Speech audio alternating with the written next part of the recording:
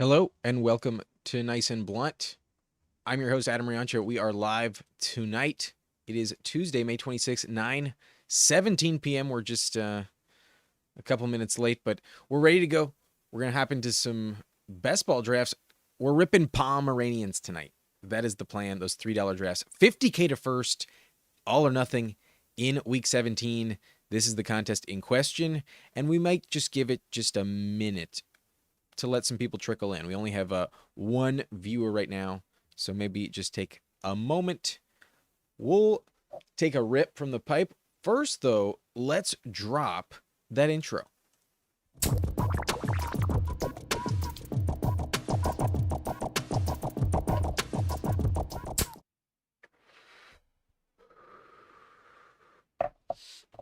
Nighttime draft.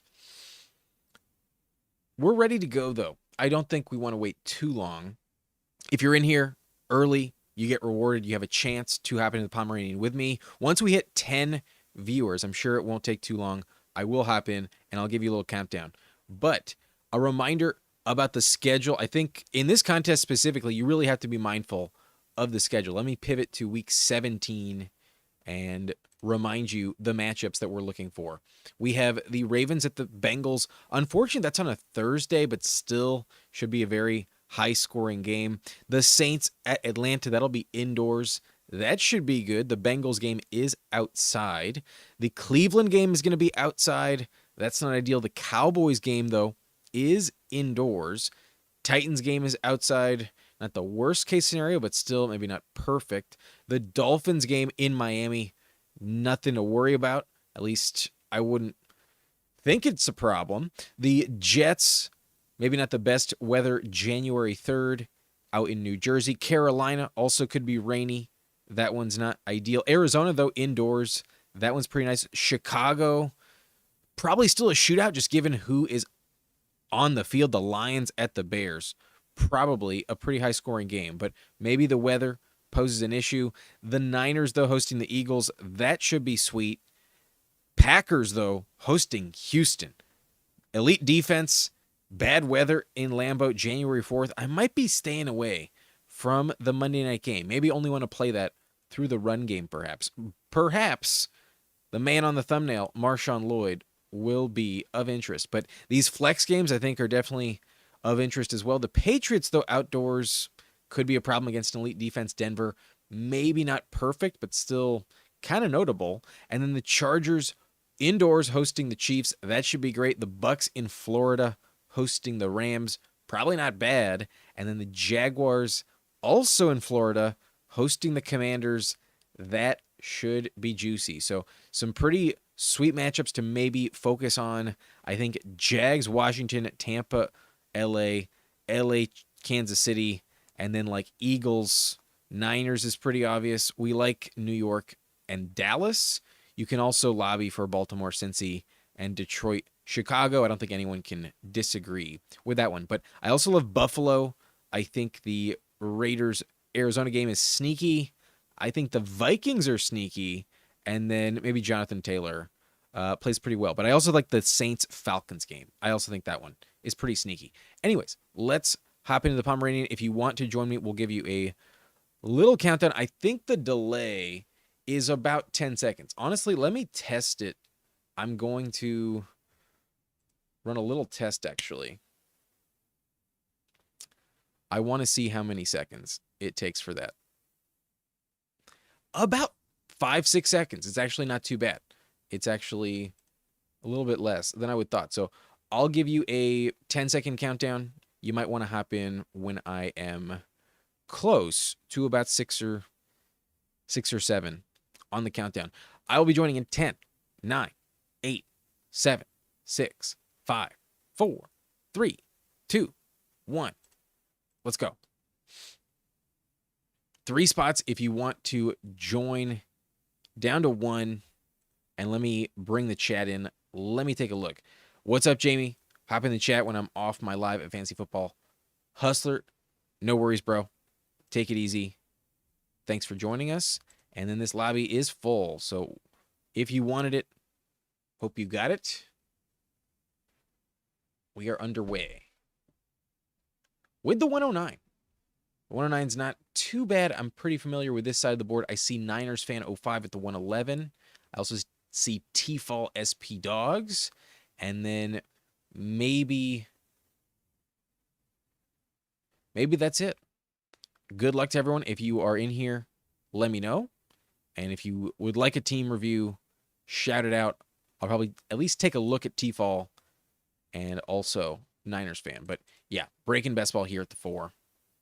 Let's go.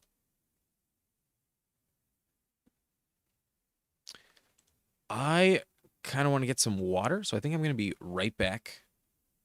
I think I will return in just a second.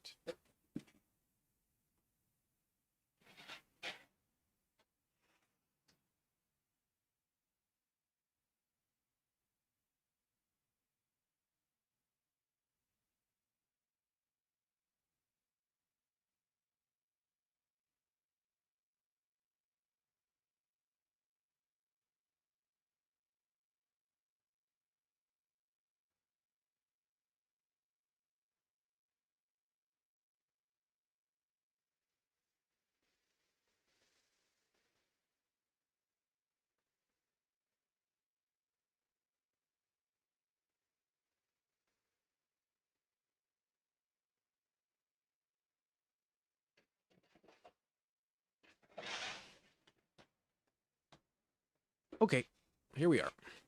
Draft is underway. Bijan, Gibbs, and Jamar Chase off first 3 picks.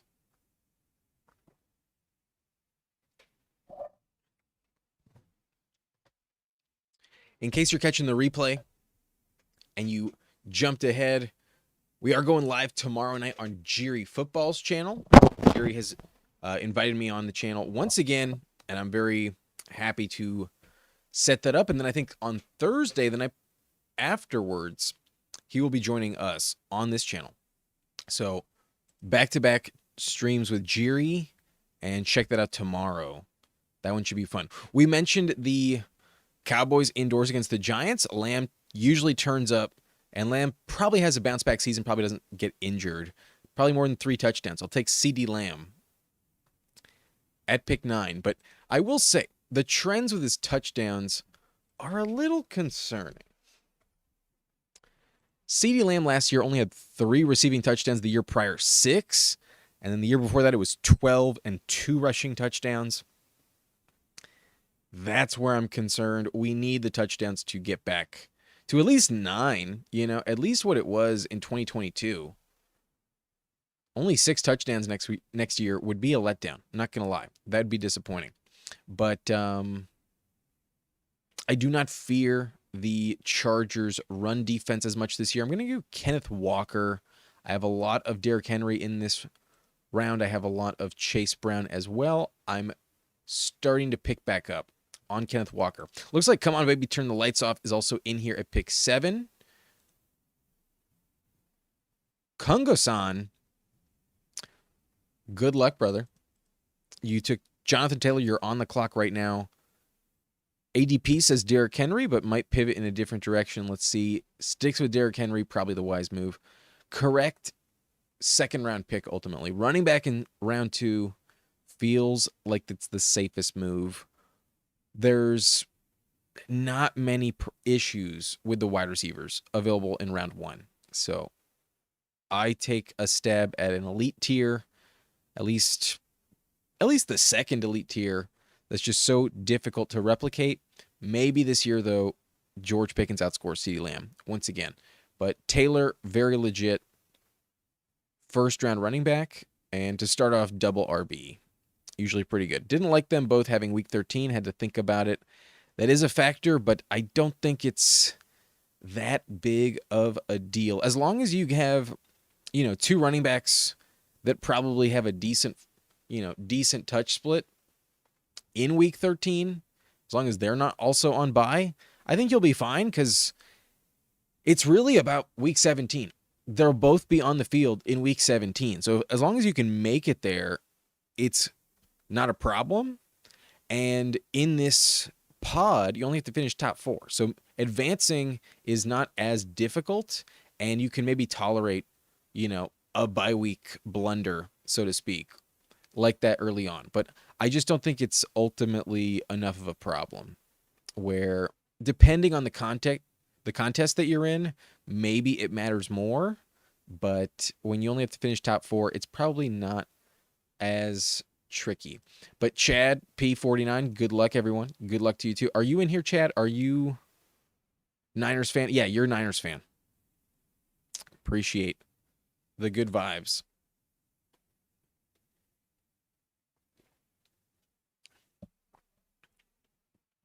I decided to draft off stream a few times today.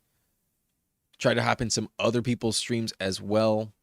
And there was some good content earlier today. So that kind of explains the late draft. I kind of just enjoyed being an audience member for a bit.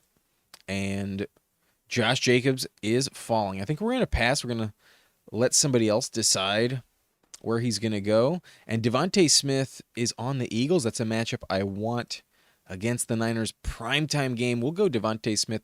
The Niners defense not going to be anywhere near as good as it was last year. Losing Robert Saleh, I don't care who they bring in. It's just not going to be as good. I know that for a fact. Even with Nick Bosa, I just don't think the scheme is going to be as effective.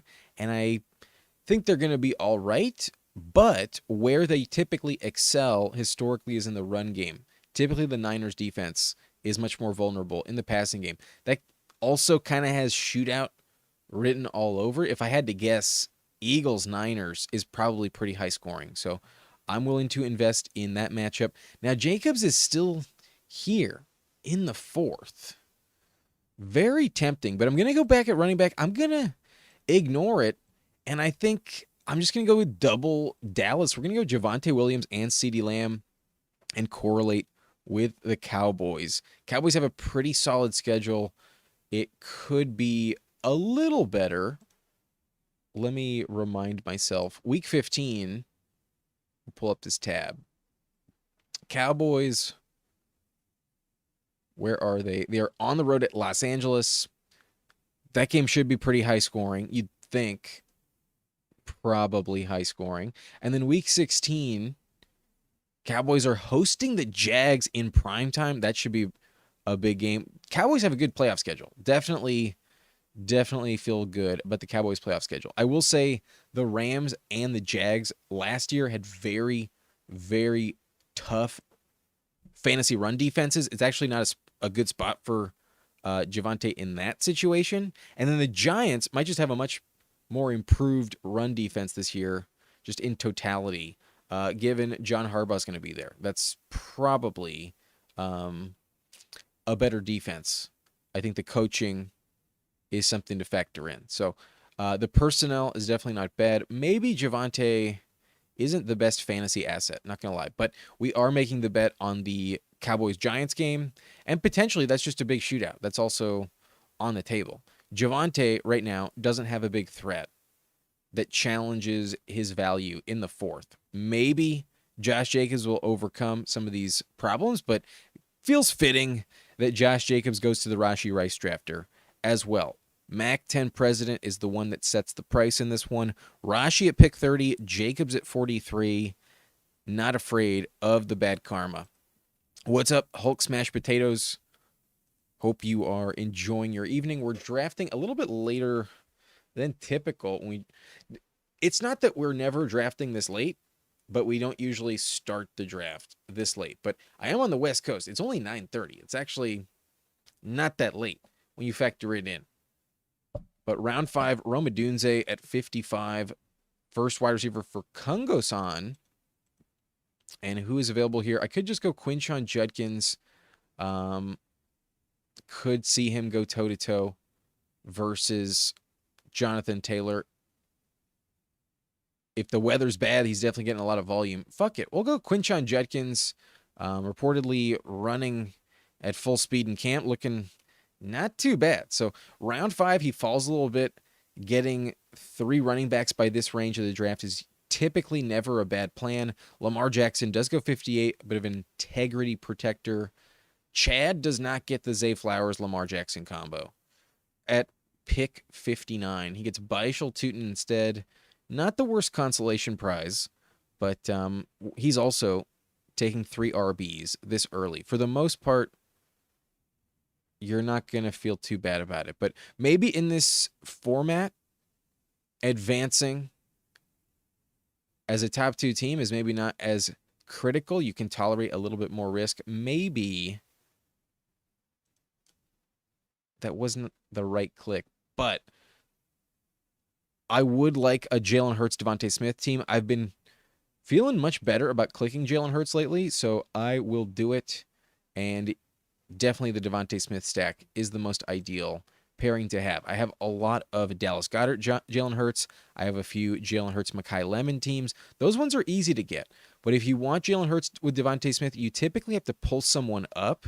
You're not getting Hurts at 81 too often. I have seen it happen. It's happened to me, but usually I'm never planning it, and it's rarely with a team that has Devontae, and it's sometimes because the Devontae Smith team is like at 35, 38, pick 11, something like that. So who knows, maybe you're in a weird lobby sometimes, and the Devontae Smith drafter just passes twice, but Jalen Hurts, also a good click, unstacked as well. His rushing value definitely keeps him in contention for your selection at all times.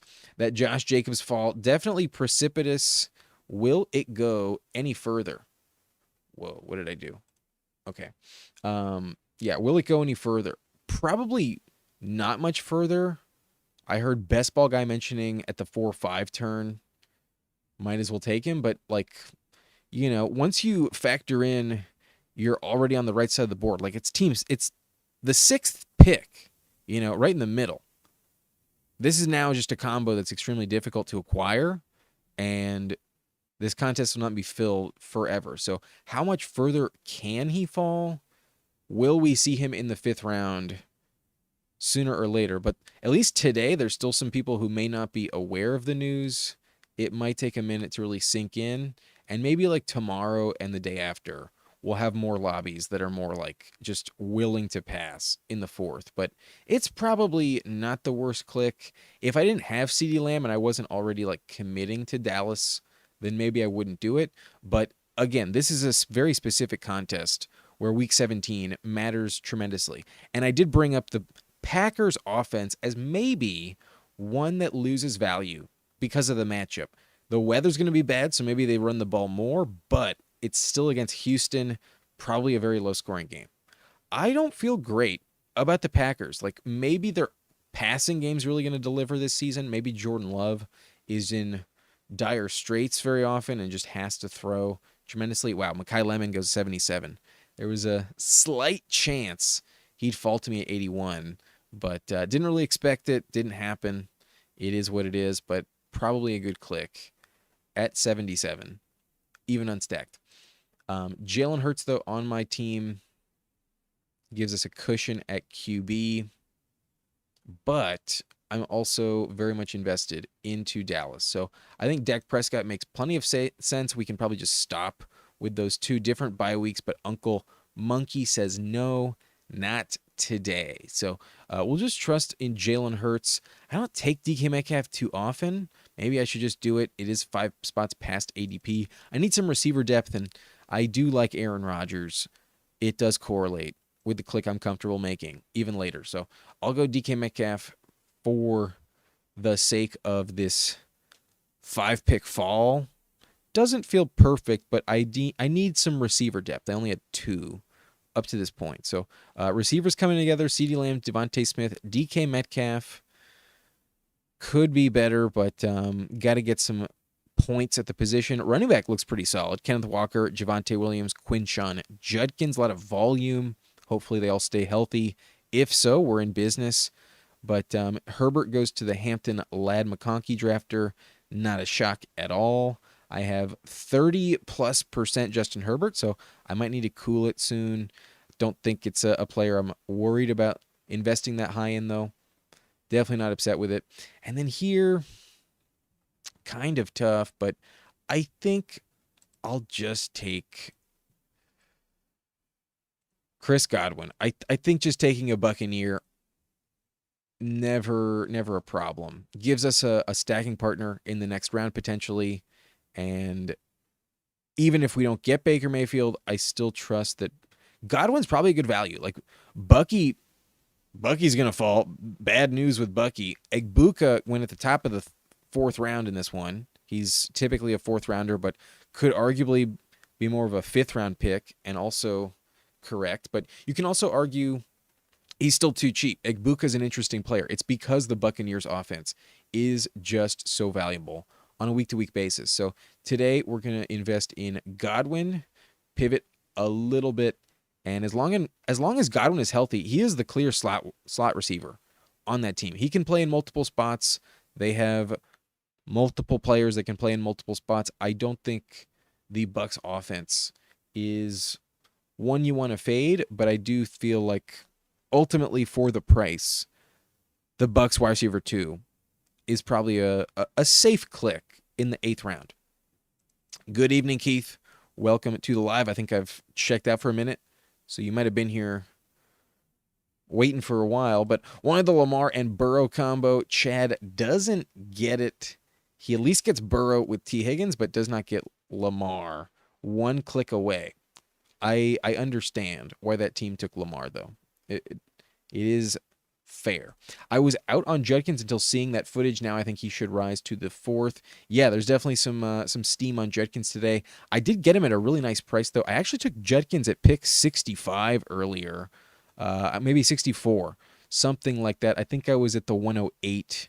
Yeah, I was at 108, and I got Baishal Tutin to fall to me at pick 65.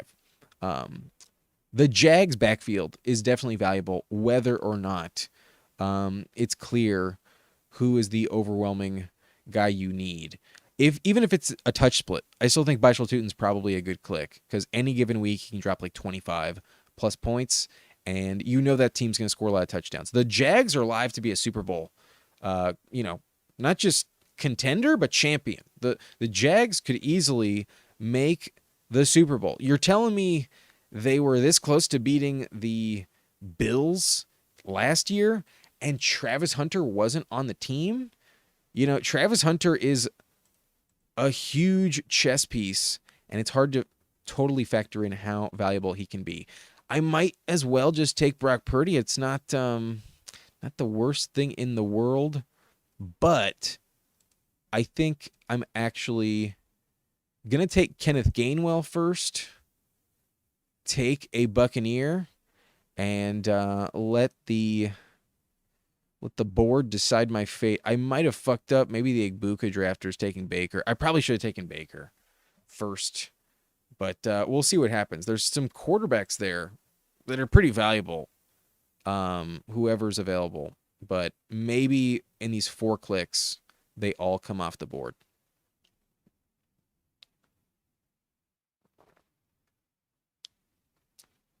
Nate already has 3 quarterbacks. Will he bury me? If so, it might be at the detriment of his roster.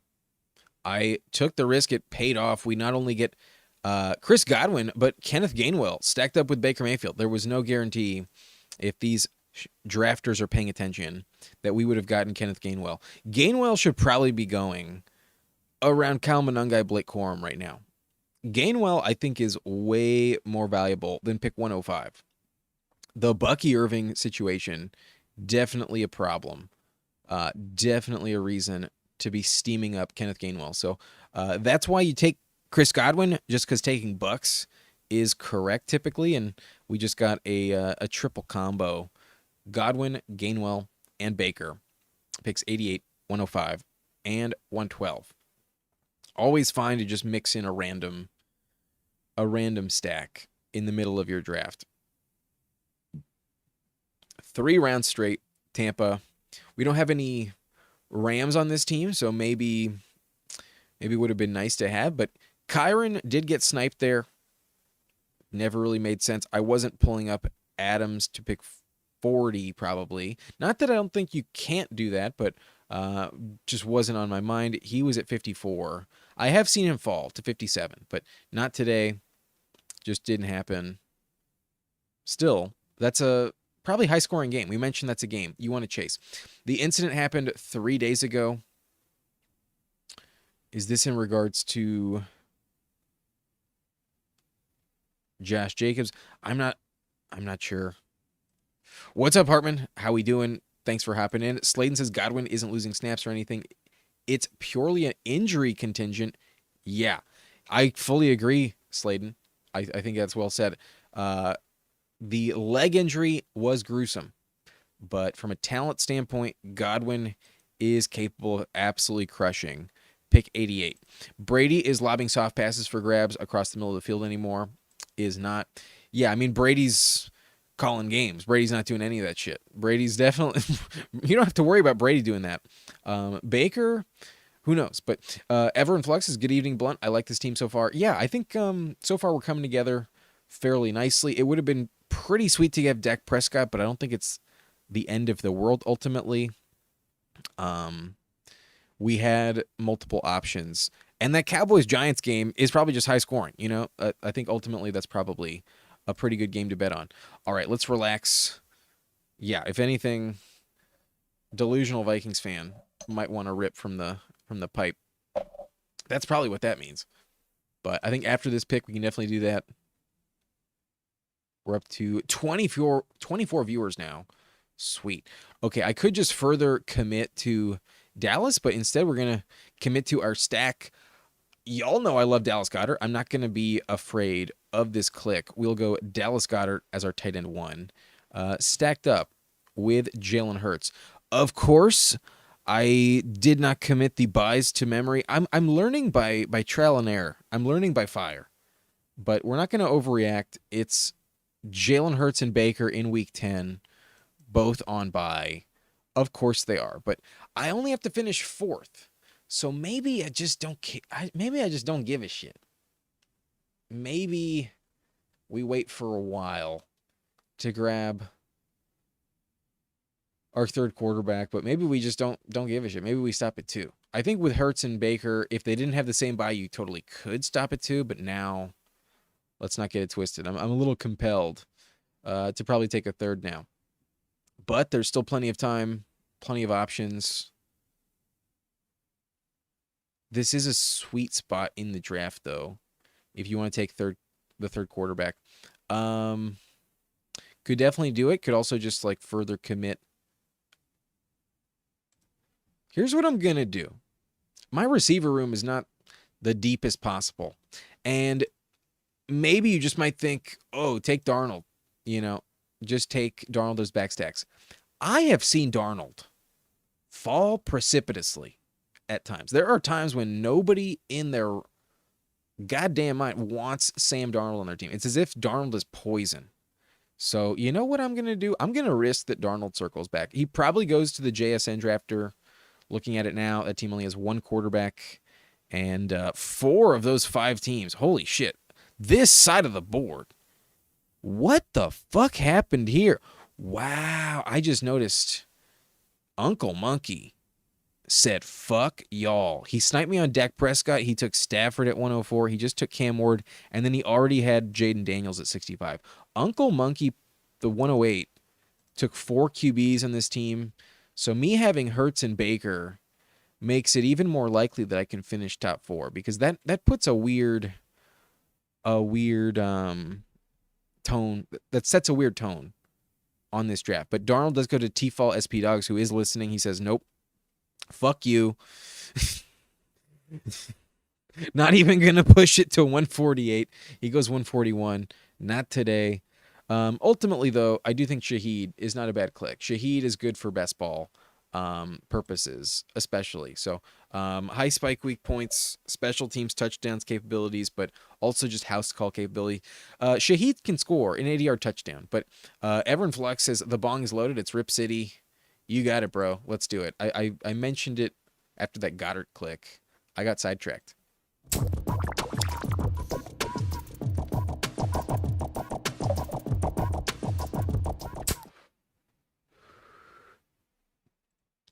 I'm about to clear this pipe.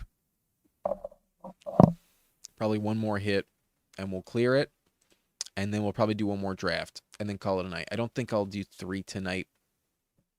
A little bit tired today, but we did want to get in the stream and remind y'all we are live with Jerry Football tomorrow. I think we're going to go live early in the day, and then in the evening, our typical time to be live at 7:30 p.m. Pacific, I will be a guest on Jerry Football on his live stream. Okay. Would have been cool to have a stacking partner for Bryce Young. Warrant it, but just don't have it. It's kind of a weird spot. I'm going to go Hunter Henry. Don't really want Bryce Young, but what's the deal in Week 10? What are we looking at matchups-wise in Week 10? If Bryce makes it back, who would he even go against? At the Saints is not terrible. Wow, you can get in as low as $34 for that Saints-Panthers game. If he makes it back, I might be interested. What's Mendoza's matchup? I think Mendoza will probably be on the field by Week 10. He is hosting the Seahawks. Fuck that shit. No way. Not going to do that. Not taking Mendoza. Where's Rodgers playing? Rodgers on Sunday night is at the Bengals. I think I might just be taking Rodgers. We'll see if I get sniped by Niners fan. He lets me have him. I think that's just what I'm going to do. I got DK Metcalf. The Bengals on Sunday Night Football. I think I'm going Aaron Rodgers. I think so. I don't have a reason to take Bryce. And who's he playing? At the Saints. It's not the best matchup, but in division could let me down. I'm just going to take Rodgers. I'm not going to fuck around. Pick 160 on Rodgers. I don't care. I do not give a shit. I'm not going to trust that he's there at 177. This is a weird fucking room at quarterback, because there's also the Drake May Jackson Dart Mahomes drafter. There's the Allen drafter that's probably laughing, probably doesn't give a shit. Took him at 25, probably very glad he did that. You can get boxed out at the 101. But we just saw Mendoza go to Tiffany, who just took his second quarterback overall, stacked him with Bowers, but I don't think Rodgers was making it back to me at 177. I really don't. There's Mac 10 President, who only has Daniel Jones. The Pittman drafter is on the left side of the board, and it is that Allen team with only one quarterback. So if anything, I'm pretty sure Rodgers would have come off the board at 168, 169. I think in here, I just didn't want to fuck around, and it made sense. At the Bengals, he dropped 4 touchdowns against them, against Joe Flacco. Last time we saw that game. I think he wants some revenge. I think Pittsburgh at Cincy. Maybe they played again since that game. That might have been the first matchup, but I'm not sure. Sunday Night Football at the Bengals, though. That defense is dog shit. Let's take him. Am I doing another draft? C. Vitrano? Absolutely. Definitely. Yeah, we run one more for sure. Half of the 6 holes, first 4 players are in jail. I know. Yeah, we got a bad boy team from Mac 10 President. He wants to run back the longest yard with Adam Sandler. Round 18, Terrence Ferguson as a bringback, possibly, but I think with my team, we could just take Goddard and Hunter Henry. I think that with Cortland Sutton. With Pat Surtain probably going to be on A.J. Brown, I could see that be a big Hunter Henry game. I could see that be a high-scoring game. Honestly, I still think the Patriots can score, but I do remember that the Broncos turned into one of the best matchups for tight end down the stretch last year. Last year, their defense was elite against receiver. You did not want to go against Surtain, and even the number 2 wideout kind of had some trouble, but the tight end started to be pretty good. This is just trying to pull back my Rolodex of what happened last year. I don't think the Broncos defense is that much different this season, so I think it could happen again. I also just like that section of the draft for the tight end position. But we can definitely just take Jeremy Bernard. The receiver room on this team can use it. Not too many fantastic clicks. Singleton's not too bad. I think I'm just going to go Jeremy Bernard for the stacking partner, though. We have DK Metcalf.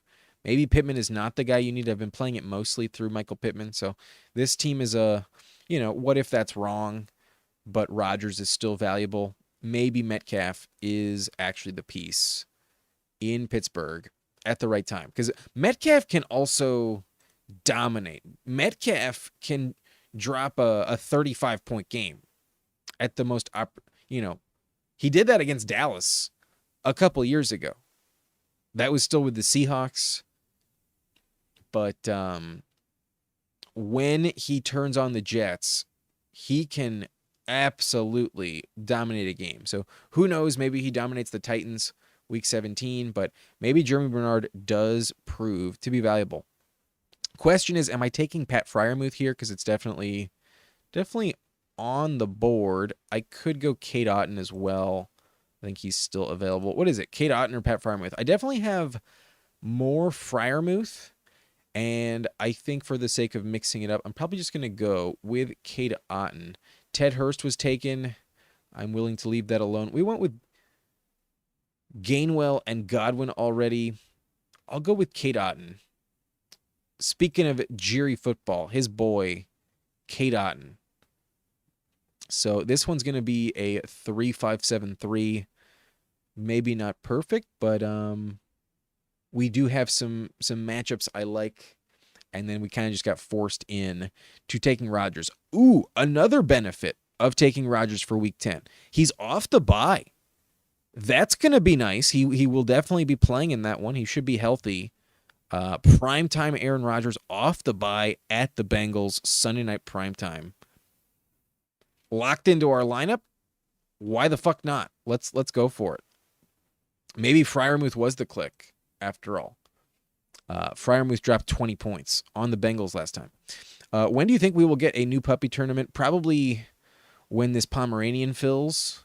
That'd be my guess. Need a quarterback, went wide receiver heavy, and fell behind.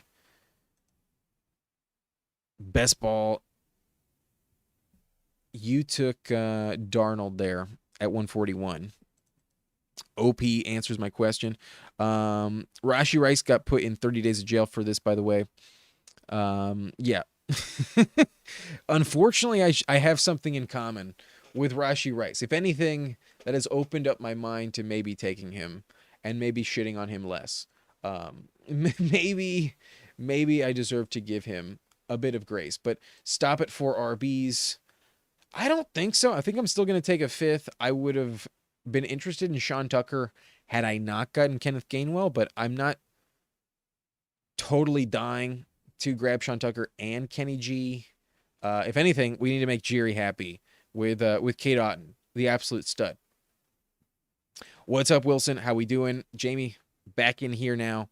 The fuck is going on in this lobby? Yeah, it's all the fault of Uncle Monkey right next to me. He went Daniels, Dak, Stafford, and Cam Ward. There was also Team 2 that took May, Dart, and Mahomes, and that put a really weird price tag on all the quarterback prices. So I'm happy to just take Rodgers at 160, not fuck around. The Bo Nix, Jordan Love, and Malik Willis drafter at 112 also kind of forced y'all's hand. But really the only team that kind of got screwed, I think, is Tiffany with 2 Ys that ends up taking Mendoza as QB2 behind like Stroud or something like that. But we're back on the clock. Shit. Nah, I think I'm just going to lock up Zachariah Branch. I think that is a fairly safe bet. At the moment, he's a pretty safe lock to be the number 2 receiver for the Falcons. I think he's the best bet in that regard. Turn the lights off says he was coming off 162. Yeah, I was smart to take Rodgers at 160. Read the room correctly. Sometimes it's good to be obsessed with him. But we are back on the clock. Final round. I think we're locked into running back here. I think I'm just going to go Jordan James. The bring back against the Eagles. Eagles have a really good run defense, but if you're telling me he's on the field, if you're telling me there's a chance, if Jordan James is the guy you need, let's go Jordan James in the Kyle Shanahan system. Probably enough of a shootout to take a bet on it. I think Jordan James will be the number 2 receiver. So we got 47 watches, 14 likes. I am doing a second draft, but if y'all can get to 22 likes, I'll instantly start it. How about that? If we can get to 22 likes, but first, I'm going to do some team reviews. We'll take a look at my team, and then we'll review 3 other rosters, and we'll hop in to draft number 2. I got a 3-5-7-3 out of the 9 slot today, and I would have liked to just have Hurts and Baker and then stop. But of course, I get stuck with a week 10 bye. I'm the only one dumb enough to do it, so I'm the only one who will have it probably. And if anything, that makes my team more unique. Maybe it makes my team more unique. But in week 10, we get the perfect fill-in. Rodgers off the bye at the Bengals on Sunday Night Football. Walker, Javonte, Quinshon. That feels like plenty of volume. Kenneth Gainwell, possibly one of the best values in the draft right now. Him and Sean Tucker absolutely need to be on your radar. Definitely take them at least a round above ADP. Sean Tucker, even you might want to consider 2 rounds above ADP. But Jordan James as well. We got CeeDee Lamb, Devontae Smith, DK Metcalf for the stack. Devontae also for the stack. We never got a chance to draft Dak. Chris Godwin is also stacked up, so these 3 guys very well correlated. Shaheed for the spike weeks. Bernard also stacked up, pretty inexpensive. And then Zachariah Branch, the other rookie, I don't mind, on my team. So the elite, the alpha number 2, Metcalf, Godwin, hopefully really good values, hopefully deliver. And then, hopefully we don't need these guys in the lineup too often, but when they hit it, it is all set. And then the tight end room is also correlated. Hunter Henry, kind of a random click in all honesty. But when you factor in who else went off between my Hunter Henry Rodgers click, there wasn't a really obviously better pick there, maybe I could have just taken a different tight end with Strange or someone. But to take tight end in round 13, I think is one of the last areas of the draft where it does make sense, and we didn't get the stack otherwise. So just give me points at the position. I like Hunter Henry. Even with A.J. Brown going there, I don't think he's going to not pay off this price. If A.J. Brown didn't go there, then he'd be worth much more. I think if it's just him and Romeo Doubs, he's worth much more. But, I got a super chat, play the background music. Sure thing, Jamie. Sure thing, man. Let's drop it. Thank you for the $2. Thanks, bro. But hit the like. We are at 22 likes, so I'm gonna rip it, and then we will review those other teams drafting with us while we wait. Pomeranian, I'm ready. There's a 6-ish second delay. Daniel says solid team. Late night drafts, let's go. What's up, Hallie Lion? If you're in the next one, as a member, you definitely get your team reviewed for sure. But I'm going to be drafting in the Pomeranian in 10, 9, 8, 7, 6, 5, 4, 3, 2, 1. Let's go. This one has 1 spot left, so hopefully you clicked it during the countdown closer to the beginning. We get pick 6 in here, so with that in mind, let's rip through some team reviews. There's only 3 of them to look out for. We got T-Fall SP Dogs, who has Goff, Darnold, and Geno. He's stacking up Jamo.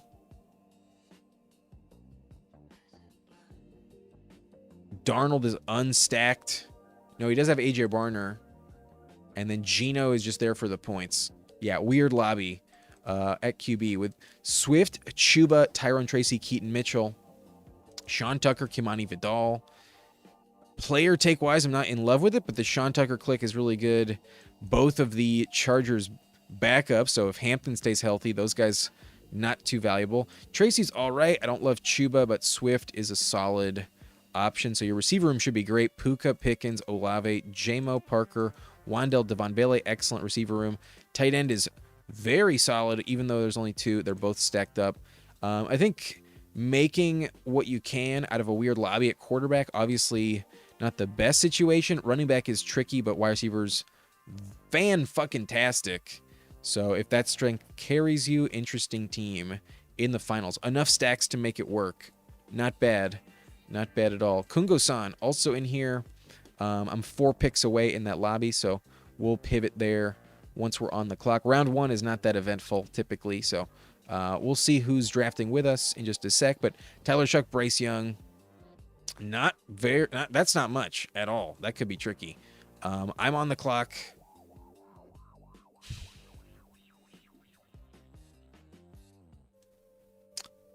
I'll just take Jonathan Taylor today. The playoff weeks for Jonathan Taylor are actually pretty awesome.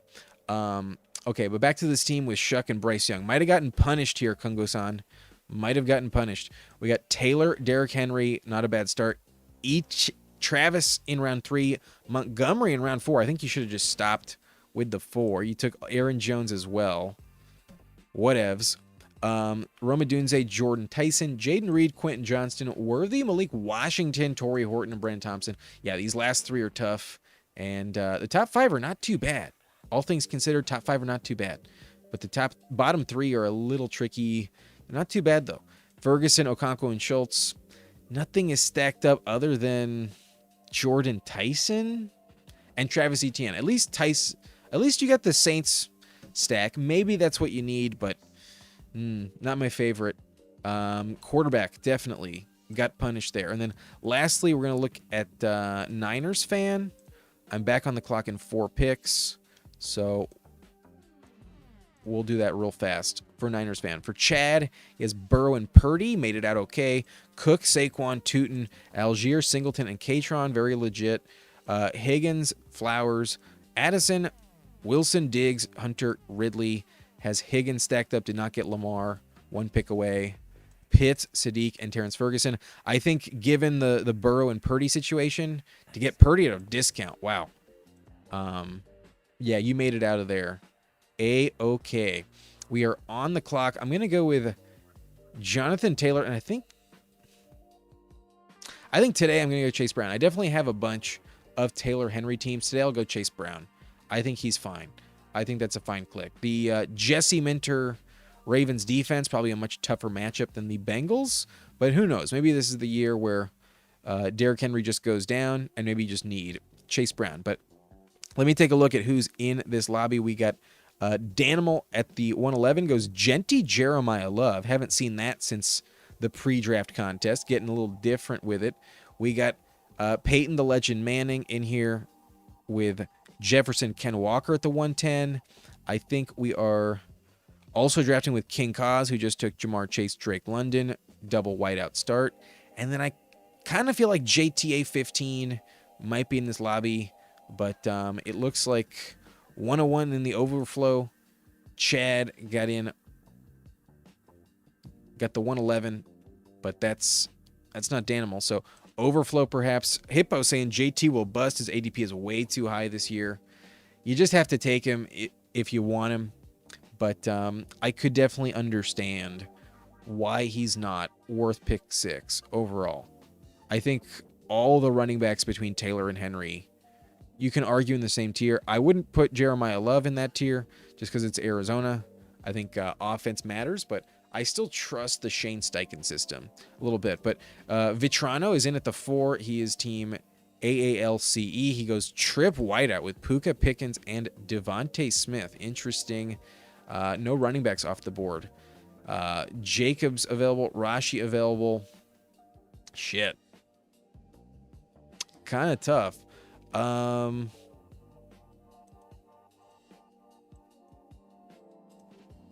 Today I'm gonna go Chris Olave. Let's play it safe. Let's just go Chris Olave as wide receiver 1. I don't really know what to make of Josh Jacobs right now. Rashi definitely in a weird situation. If we're gonna take Jacobs, we just saw him off the board at 43. Maybe that's the move today, but I'm not gonna set up a team just like that one with a Rashi and Jacobs investment. A little too much bad karma for today. But let's go at the 104. What's up, Anthony? How we doing? I'll take a rip as I try and join the draft as a tribute. Did we finish that pipe? I think we did. Yeah, that bowl's done. I gotta pack a new one. Branch is gonna fall. Branch is gonna fail. Rotted wood. The pre-draft takes, all the dynasty folks before we knew his landing spot did not like Branch, but I am ultimately still a believer that landing spot is one of the most valuable assets to draft capital on rookies first season. I think the Falcons wide receiver 2 was one that we wanted. So being in on Rice for sharing similar hobbies, way preferable to being in on Josh Jacobs for share. Yeah, maybe it could be much worse, you know. I do not speed on the highway, but could be much worse. All right, Olave. I'm not going to be overweight on Rashi, but I'll probably buy the dip. Burden here, I mean, might as well, right? Yeah, might as well. Let's take Luther Burden.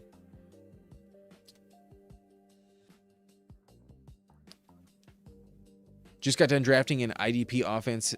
Best ball, Rashi Rice and Josh Jacobs are the biggest stars for longest yard sequel. You know it.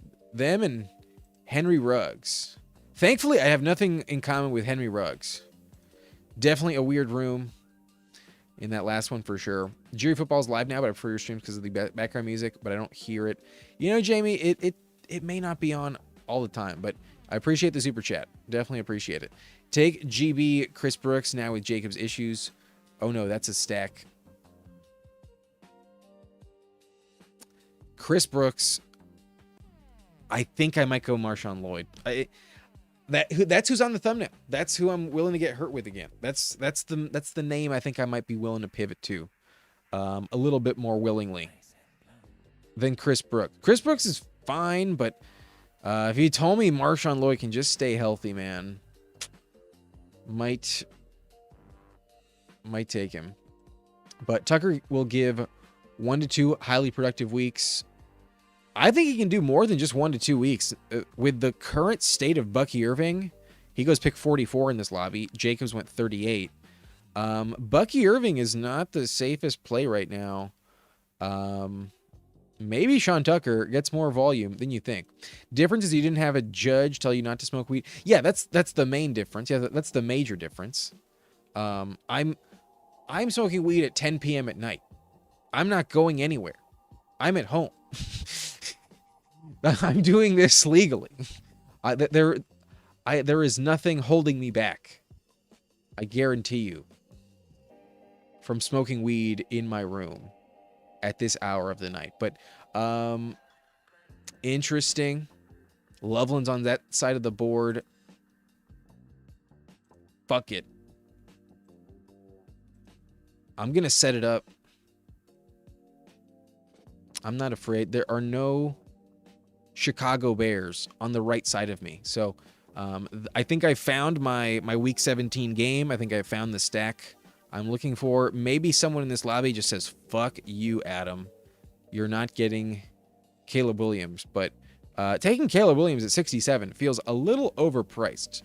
Not going to lie. I don't think he's been consistent enough to feel guaranteed you're getting a top 3, top 5 quarterback. I'll be honest with you.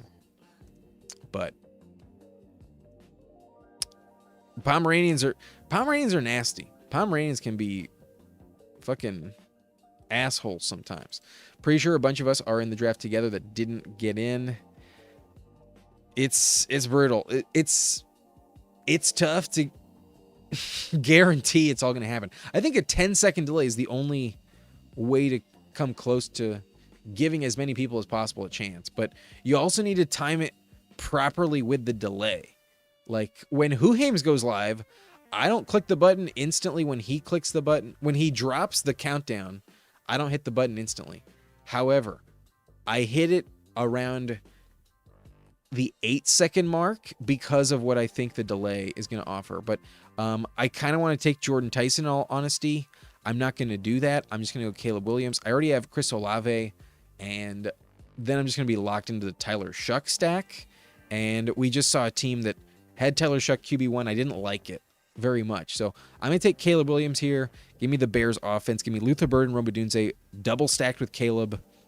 I'm perfectly fine with that. I think the problem with some teams I've tried to take Rome or Burden on in the past, they're near the bookend, and the closer you are to the 101 with a Chicago Bear, the less likely it is you're going to get Caleb Williams these days. It's just hard to acquire at the current price tag, because even the Swift drafter sometimes decides to take him. This Swift drafter pulled up Dak Prescott. They did have George Pickens, but I have seen the Swift drafter go for Caleb, and then Caleb rarely falls past like pick 76, 77. I've rarely ever seen Caleb in the 80s. Maybe once in a blue moon. I think we have one of those this month, the second full moon in the same month. I think it's coming up. But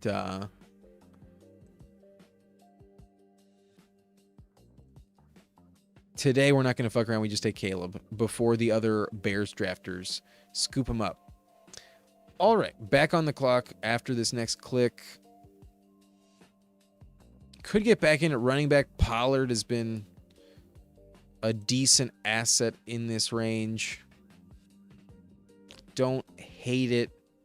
Steelers defense, final week. Not the scariest run defense imaginable. Yeah, I'll go Tony Pollard. I think I'm fine with Pollard in this range of the draft. I think he has pretty legit job security unless he gets hurt. I worry about Tyjae Spears losing his job, but I'm not totally convinced that off the foot injury, Nick Singleton's just like a lock to win the job over Tony Pollard. So Pollard, I think, has another year left in the tank. He is 29 years old, if I'm not mistaken. Last year, he was 28. So there is some injury risk with Tony Pollard. That's definitely possible. But I think he's probably going to be okay. The Brian Dable running back is typically a valuable piece. And he was actually very good from a floor standpoint week to week. He had a lot of games early on in the season where he was actually getting you like 90, 94 yards on the game, but he just refused to find the end zone. That was the only problem last year. And maybe it repeats. Maybe that holds him back. But I'm also willing to see some major positive regression back to the averages throughout the league in that department. And I think about 7 touchdowns is probably a much more reasonable projection for Tony Pollard, around close to, if not just under 50% touchdown rate per game. Have you seen the Bayou Bengals Super Chat clip? It's awesome. Is that the one on Huhaim's channel? I've definitely seen that one. If not, I'm not totally sure. I am back on the clock, and it's hard for me to pass on Rico Dowdle, honestly. We're pick 91. Could take Godwin again, but I'm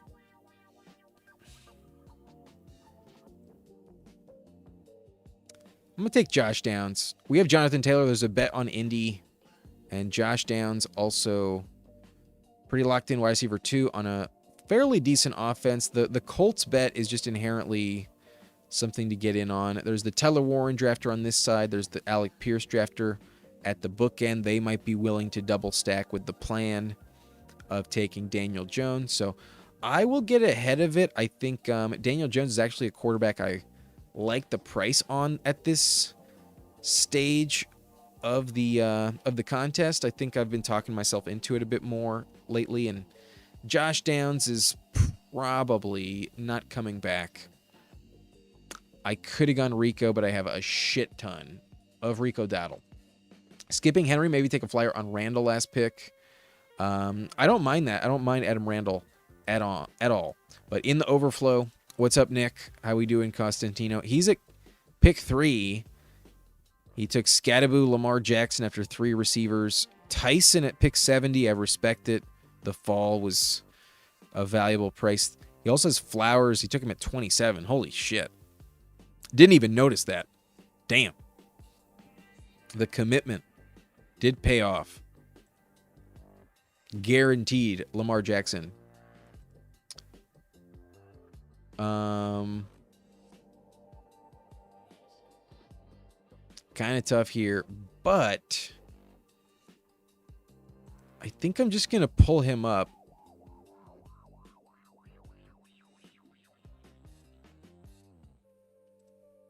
kind of a weird section of the draft. A lot of names I like, and I have Chris Olave, so I'm just going to set that up right now. I think the Saints defense could be bad enough where Tyler Shuck is in a lot of shootouts, and I think that offense is capable of really paying off with some shootout potential. But what's up, Who Hames? What's up? How we doing? Might have missed you for a minute. I'm kind of way behind on the chat. Sorry about that. It worked, is all I'm saying. Should we smoke soon? Probably. I'm taking Rashi every draft mid-third because the price won't last, in my opinion. I think once we're on to like pick 31, 32, I'll probably mix him in, but I'm still ultimately Chris Olave over Rashi Rice. I could have also gone T. Higgins with Chase Brown, set up the Burrow combo if I wanted to, but not today. Not today. Burden's overrated. He's probably a little overpriced, but getting the Bears offense is not something I'm going to be afraid of. They get the Lions week 17. That game's going to be a shootout most likely. What's to say Nick Chubb doesn't go to the Packers? Probably not. I wouldn't expect it. I feel like they trade for Connor or Najee or Mixon. That feels a little more likely. The Jedi Loco is down for the next draft. We're up to 33, so probably a good omen to do that. Damn, Bo Nix circles back? Fuck it. I might just take Bo Nix at this price. Shit. Weird pick. Unstacked. I wish I had like Cortland Sutton or something, but fuck it. We're not going to get B. Will. Get the price. He pushed it. He's not going to get it. He's just going to get Baker, though. He's fine. He's in good shape. He has Godwin. He goes Aaron Jones. Wow. Didn't expect that. He has Allen, so I guess doesn't give a shit. But had Sutton, had Harvey. Would have made sense, but Bo Nix 115. Just to be unique. But that might have been kind of worthless in a way. But 3 quarterbacks, definitely a coveted build these days. Just for the value, I think sometimes you just got to scoop it up. Just a weird, unique team. But ultimately, it's not that different from just taking Bo Nix at 102 and then Tyler Shuck at 115. Ultimately, not that much different. So perhaps I messed up there. As a Bears fan, I agree so much about Burden being overrated, especially for Dynasty. Roman Loveland will easily be the primary targets. People are creaming over Burden a little too much. At some point, though, you just have to take him at the price he is. You know, he's a player that really delivered in week 17 last year. That probably inflates his price. He had multiple games with negative yards last season. Like, there's definitely some bad case scenarios with Burden. But with DJ Moore leaving, it's just like, how many people are actually going to be on the field? It's the Bears offense. You have to pay a premium to get it. And then week 17 against Detroit, bad secondary, really good. Damn it. Baker falls. Okay, maybe I misplayed some of the discounts at receiver, but I don't give a shit. I think I'm just going to take who I like the most here. I'm going to go Stephon Diggs, and I used to consider Shakir a decent value here, but he had tightrope surgery a couple months ago, apparently. There was not much reporting on it. It wasn't on Underdog here. If you look up the blurb on Shakir, it's not available. So I'm going to stop taking him. I'm going to leave it alone. Holy shit. K Park Team 7 doesn't have a quarterback and just passed on Baker at 127. Like, this is a weird room. Compared to the last one, quarterback is being really oddly evaluated in this one. You can right-click the stream's video and go to Stats for Nerds, and it will tell you what the stream's delay is to you. That's good information. I didn't know that. I genuinely didn't know that. I'm in a lobby with Niners fan Hallie Lyon and a couple others, currently cooking them from the 112. Good luck, Vikings fan. I'm showing 6.5 second latency. Yeah, that's what I thought. I tested it on the first one. We had about 5 or 6 seconds based on my count, so that checks out. That's usually what it is.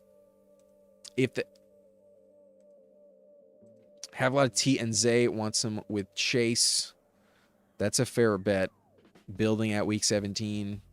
I wish that game wasn't on Thursday night. That's the only downside of that game. Thursday night games can be weird sometimes.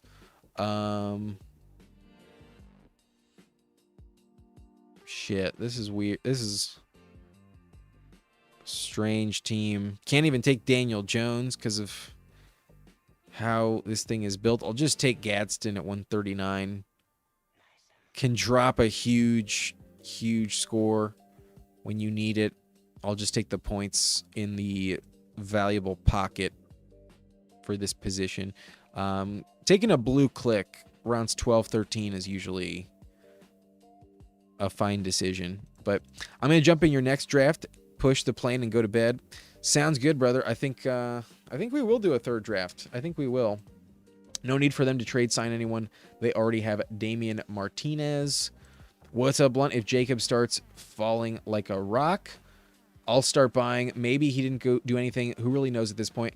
Yo, GAB for life. I got to shout you out, brother. We got Marshawn Lloyd on the thumbnail. You are the one who has been the only voice I have had on the channel I've collabed with that has uttered the phrase Marshawn Lloyd and not said it in joking fashion. You are the only one that's been willing to mix him in. You had him in the pre-draft contest. Definitely one of the more unique combos. If he's the guy you need, it's fucking possible. It's honestly a very legit click. It's why I've been willing to kind of ignore running back for a minute. I might just go with Marshawn Lloyd later. I think I need to get him on at least one of these teams. And maybe y'all are going to snipe me tonight. Maybe I'm tipping my hand, but I haven't really seen him coming off the board too often before round 18 in any draft. So, yeah, this thing, I don't know what the fuck y'all are smoking with quarterbacks. Y'all are saying, F that shit. And maybe I took them too early. This one's weird. I'm going to go Juwan Johnson, though, for the Tyler Shuck combo. We have Chris Olave, Juwan Johnson, Oronde Gadsden. Like I said, blue clicks in this section of the draft I like. Damn. The team next to me is kind of driving the train with the full fade on QB. They took Malik Willis at 138. And even though the top of ADP had 3 QBs, they passed again for Kenyon Sadiq. You're never going to see me do that shit. Testing some auto draft ranks, first experiment was fine. I've never put my actual ranks into the system. I actually fear overwhelming it in that way. Because it's also something you have to update all the time. And like as news trickles in, like, you know, one player might get hurt. And next thing you know, you have a bunch of auto drafted teams that are just like, you know, spamming Josh Jacobs at pick 27 just because you didn't update it for 24 hours. You know what I mean? Like if you're not paying attention, something like that could maybe happen. But I am willing to just kind of remember my personal ranks, adjust them every week in my mind on my own personal spreadsheets, and then factor that in with ADP. If Damian Martinez and Caleb Johnson ruin my 2026 fantasy season, I'm quitting forever. It would be hilarious if Caleb Johnson went to the Packers. That'd be fucking hilarious. Chig is on the board. That's kind of interesting. Honestly, it's pretty valuable. Honestly, fuck it. We're taking Chig. We waited for tight end. We go Gadsden, Juwan Johnson, Chig Okonkwo. I wouldn't say I have a super consistent floor with Gadsden and Okonkwo. Hoping for some tremendous touchdown production, though. Juwan Johnson, though, going to get a ton of volume. Going to be consistently a PPR spam option. In half PPR, though, he's like tight end 12, 13 pretty consistently in my rankings, just because you know what you're going to get. You can kind of bank like 7, 8 points with Juwan Johnson half the time. So he will score some touchdowns. I think some positive regression is probably due for him. I'm going to be done at tight end. We took 3 quarterbacks on this one, 3 tight ends, and it's pretty much just wide receiver, running back the rest of the way. 2 at both positions with these last 4 picks. But is wide receiver good enough to wait for the last 2 rounds. I'm not sure. Olave, Bird, and Rome. I mean, they better just fucking deliver. Downs and Stephon Diggs. Downs, pretty good floor option. If he scores touchdowns at a rate we're not expecting, he could be very productive. And then Diggs, we expect to be moving up in the ADP once he signs somewhere. So, yeah, I'm okay with that. Running back, though, I have way too much Brian Robinson. I have way too much Tank Bigsby. We're just going to take Sean Tucker today. We're just going to take him at 174. He's my new, player to target. He's usually available at 187, but sometimes people wise up to it. This is a sharp lobby people are watching, and if I didn't get Gainwell on this team, then I'll take Sean Tucker. That's why I didn't take Sean Tucker in the last one. I already had Kenny Gainwell, but right now I'm targeting the late round Bucks running backs. I think Sean Tucker could have a consistent goal line role if the news on Bucky proves to be true. If he's really missing not just this summer, but maybe comes back in the fall, I think Sean Tucker might be a smash pick. They brought him back for a reason, and I think he could deliver on the goal line. To be fair, some of my best teams last year, I pushed quarterback, got Daniel Jones in the last round, and hit. Yeah, Daniel Jones was a very, very good click last year. I took him quite a bit as well, myself. I like to mix in some teams where I push the QBs. Definitely fair, definitely worth doing sometimes, but in these markets, you can't get punished. Danimal goes with his 4th QB in Brissett. I don't love it. I think you should have just stopped with the discount on Daniel Jones. A Brissett might not even play for Arizona, given his holdout. He might be playing this very poorly. What the fuck do the Cardinals have to lose by letting Jacoby Brissett walk? Who the fuck cares about your contract wishes, Brissett? You cannot win games. You can throw the ball, you can deliver it where it needs to be when the defense is just letting you, because you're 20 points behind. But, like, what bargaining power does Brissett have? I think he's really pressing his luck, and it's not going to work out.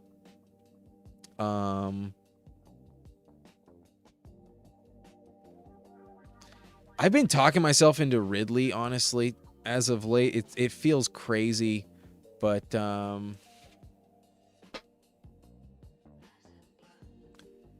I get it in time? No, I did not. Ridley might have value in Tennessee, but I think he's a really interesting trade piece.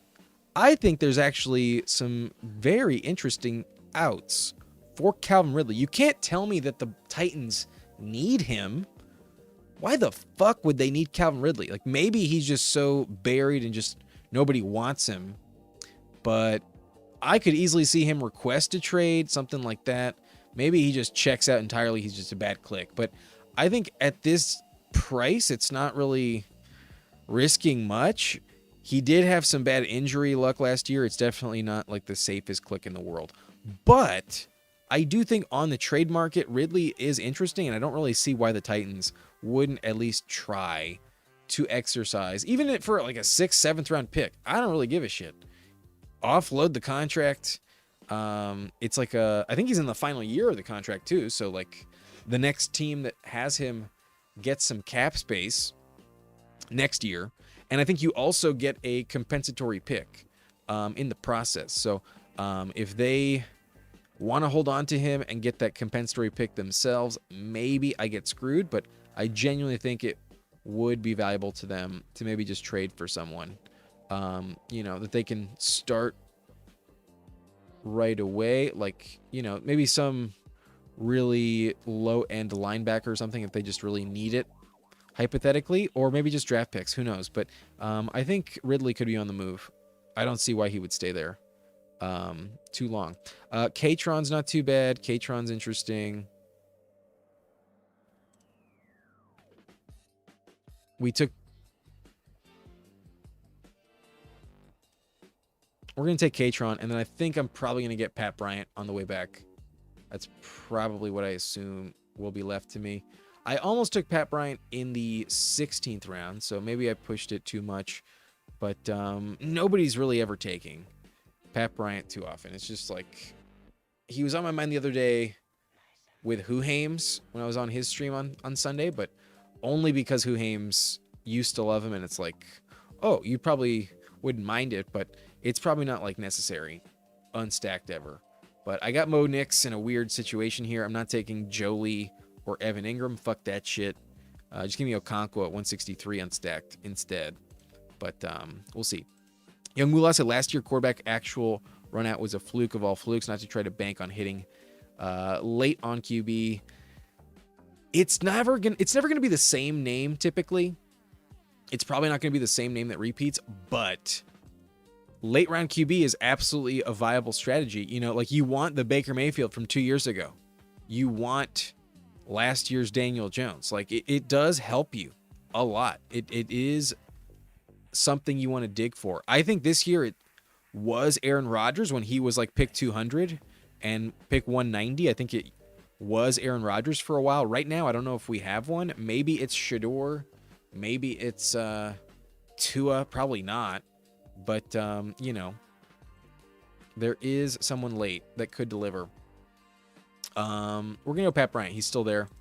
Let's go. We got someone at least to pair with Bo Nix. But believe me, Lloyd has been getting drafted this evening in anything I've seen. I probably should have taken him. I forgot. Honestly, I still forget. I still keep forgetting. He did go 195, though. He was off the board when I took Katron at least. So King Cause is listening. Didn't let me have him. Maybe I should have taken Marshawn Lloyd where I took Calvin Ridley. But whatever. Thanks, bro. Appreciate the acknowledgement. You know, I have 23% Lloyd already. Just maybe he's the dude. Maybe, just maybe, man. 23% Lloyd is quite a commitment. Pre-draft 2, 17%. That's going to be unique. Danimal almost grabbed Chig. Did you have Jaden? The team with Jaden passed for Isaac Tesla and Brenton Strange. You had Harold Fannin already. I don't get it. I don't really understand that. Definitely not the Tesla click. Strange is not bad, but why not just take Okonkwo? Got Jacobs at 47 in a draft I'm in right now. That's a pretty nice acquisition there. That team that didn't take Okonkwo does not have a badge. David 9 perhaps doesn't know that that's a valuable thing. But with Lloyd, you just really want to root for the kid because he's never even gotten onto the field. I know. I've rooted for him consecutive seasons, and he can just never fucking make it work. So maybe this is finally the year. But maybe they also bring in Najee Harris. Maybe that's the move as well. Tet or Olave? I'm definitely Olave. In this lobby, I took Olave at pick 30 above Rashee Rice, above T. Higgins, and Tet went 41. I'm definitely Olave over Tet McMillan. Laugh my ass off. I just autoed Damian Martinez at 193 in the overflow. You set that up, though. You put him in the queue, brother. Maybe that's the problem of your own rankings. But you would have had to set that up yourself. That you can only blame yourself, Slayton, not me or anyone else. Patch, you give up a 6th for Ridley. That'd be interesting. I like DK over Ridley at current cost. I definitely have a lot more Chimera DK, but I noticed I had so little of Ridley. I've been trying to mix it in, and I can genuinely see the scenario where he's traded. Why is Troy Franklin going in the last round of best ball now just because of Waddle? Yeah, the wide receiver 4 versus 3 on Denver. You know, how valuable is it? Which one are you going to take? In this lobby, both of them get drafted. AALCE went with Franklin. But I think the way that things were trending, I think they trust Pat Bryant a little bit more. I could see a bigger usage rate for Pat Bryant. But typically, that's the reason why. There's not that many safe bets in Denver in the passing game. Can't take a guy who has 15 more career rushing yards than me. That's always fair. One reason not to worry about it. I don't have quarterback yet. San Francisco Dynasty startup. Would you go Higgins or BTJ or go Murray, Darnold? Have JSN, Stroud, Stafford. I don't want to reach for quarterback. But, you know, not having one yet is scary a little. Okay, would I go Higgins or BTJ? You don't have a quarterback yet. I think if you can only decide between Murray and Darnold, I would take Kyler Murray. If you don't have a quarterback yet in Superflex, you're in a tough spot. I'd go Kyler Murray I think I'd go Kyler. I know you have JSN there. Darnold's not bad, but none of those other quarterbacks feel as good, in my opinion. I would take Kyler. But Dynasty startup, I don't play Dynasty, man. I'm not gonna wrap my head. Like, I am strictly like redraft, to be honest. I think I've figured it out. My lane is exclusively non-Dynasty, so I'm not the guy to ask. But I would go Kyler. That's my bet. But that might not be the move.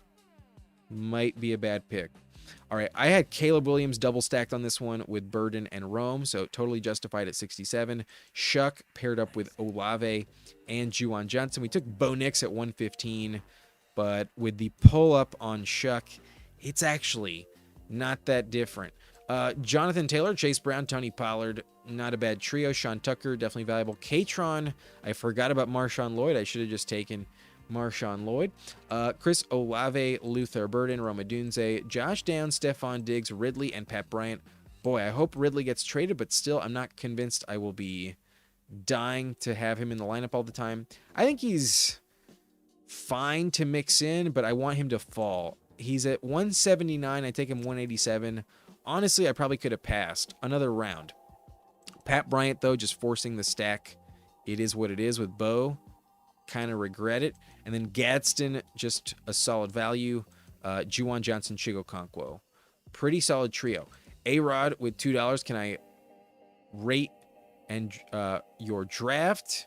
Absolutely, man. With a super chat, for sure. Are you JTA15? Please remind me which team you have. But I'll happily do that. We were in here with Danimal. Yeah, Genty, Love, Rashi, and Jacobs. Definitely a unique combo. You also have the, the guys in prison, so to speak. Quinshon, boy, just nothing but questionable judgment in this one. And then the Genty Jeremiah Love combo is different. But yeah, I'm aware, A-Rod. Let me know which number it is. But Danimal's in here as well. I know that for a fact. Harrison, Tucker Kraft, boy, this is different. Quentin Johnston, Michael Pittman, Jared Goff, unstacked. Not sure that's too valuable. This was a weird lobby at QB. Shakir, Goddard, CJ Stroud, Daniel Jones, Bernard at 179, Brissett. Yeah, Danimal, I think you fucked up. I think you fucked up. The 4-4-7-3. I mean, like, the tight ends I think are pretty good. Receivers weird though. Shakir also not the best pick. This team is off. Yeah, I I respect it. The 4 running backs in the first 5 rounds. I mean, could you really pass on Judkins there when you're just committing to the bit? Maybe not. But yeah, I don't love it. A lot of risk. Maybe the Rashee Rice, Josh Jacobs thing pays off, but structurally it's just so fucking weird. The 4 quarterbacks. Yeah. Very, very weird QB. Vitrano's in at 4.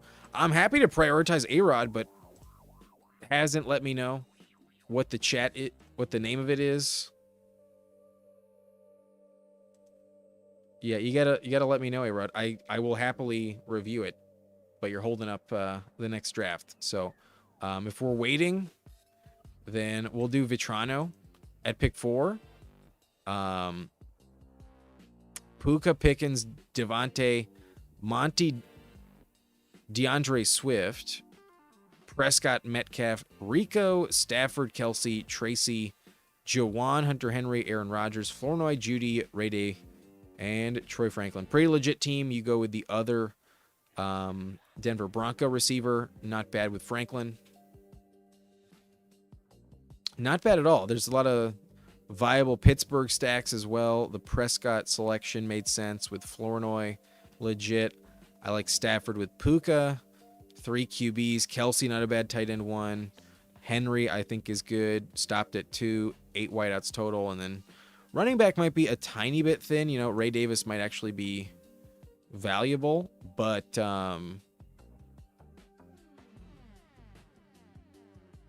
if Montgomery does not deliver, you might be in hot water. But I don't mind the Montgomery DeAndre Swift start. Enrico, one of my favorite RB3s, kind of bailed you out.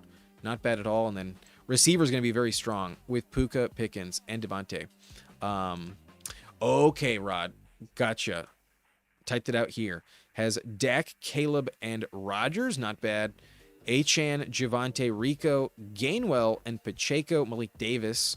Davis is not the worst click. I think the Javonte handcuff, though, you know, maybe the overcommitment, perhaps, and maybe just take one. But I don't mind it. I don't think it's bad. I just think you have a good enough running back room, honestly, with Achane, Javonte, Rico, Gainwell, where I think taking Pacheco, I think you can stop. I think you only need 5 with the top 4 that you have. There's really good group of 4 up top, given the Gainwell stock rise at the moment. So I might have not taken the 6, either Pacheco or Malik Davis. One of those could be different if I had to take a guess. Lamb, McConkey, Odunze, that is perfectly fine. Coker is the 4th. Yeah, a little tricky. Jeremy Bernard is the 5th. Keon Coleman is the 6th. So no 7th, I think for sure. Change Pacheco or Malik. For wideout, and based on draft capital, I'm probably changing Pacheco or maybe even Rico or Gainwell. Like, I think I want those 4. So the one I'd probably most like to swap out is Pacheco. But I'm a little worried that the receiver depth just isn't quite good enough. Maybe Ladd, Lamb, and Odunze, you know, are all you need. But Laporta, Goddard, and Freiermuth, you will get some points at flex with tight end. But wide receiver 3 could be a little tough. Did stacks for week 17. Or you don't even need Rodgers. That's also a fair point slate. And there is a lot invested in Dak and Caleb around 6 and 7. So, yeah, totally. That's also a pivot. You do have only Rico and Jeremy with Freiermuth. So, yeah, either Rodgers changes, but Pacheco was drafted earlier than him. And honestly, I think for the draft capital spent, if I can only spend one different click on receiver, it's probably Pacheco around. He goes like 145. Pacheco, at least in this lobby, went pick 154 based on which selection you had. I'm guessing somewhere around there as well. Somewhere around like 152. You took Pacheco.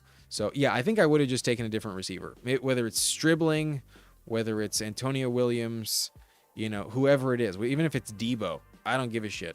I think I just need another receiver. That's my guess, how I would go differently. But otherwise, it all makes decent sense. Dak with Lamb, you know, totally legit. You didn't take Ferguson. That could have been different. But Goddard, I really like. Definitely fine. Not upset with that. Or McConkey. Or the Rome and Caleb combo. Also good. Good luck there. I would have swapped out Isaiah Pacheco. Okay. Anybody else in this one? We had Peyton, the Legend Manning, but didn't mention it. Oh, Kaz was in this one. I'll take a look at Kaz's team, and then we will draft our final team of the live stream. We'll do the third right after this. Kaz went with Lamar, Jackson Dart, and Bryce Young. This was a weird lobby at quarterback. Took Bryce at 166. Is it stacked? No, it is not. He has Chuba Hubbard. That's it. Scattaboo on this team with Dart, Chuba Hubbard, Blake Corum, Keaton Mitchell, Marshawn Lloyd. So a lot actually hinges on Marshawn Lloyd. Maybe he gets away with it, but not really in love with this trio here. I could see them not hit the lineup with more than like 7 points, like 10 different times. I could see some trouble at RB2 with this group of 5, to be honest. But Jamar Chase, Drake London, Zay Flowers. Pulled up Flowers 27. Not in love with it, but insured the stack, so not bad. Tyson, Trey Tucker, Darnell Mooney, Chris Brazzell.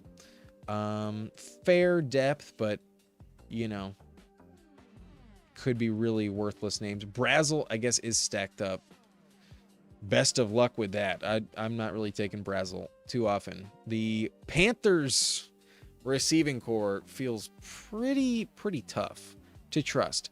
You pulled up Ferguson 118. That's kind of expensive. Unstacked. That's interesting. Isaiah Likely, AJ Barner. Why not, if you pull up someone, just take Andrews at 118? I don't think I understand. Yeah, you took Ferguson and Likely above ADP. Likely is stacked up. It makes plenty of sense to take Likely with Dart. But Ferguson there, just for the bring back, I guess, just for the Cowboys-Giants game, I would have just taken Andrews. Bengals were the best tight end matchup all season last year.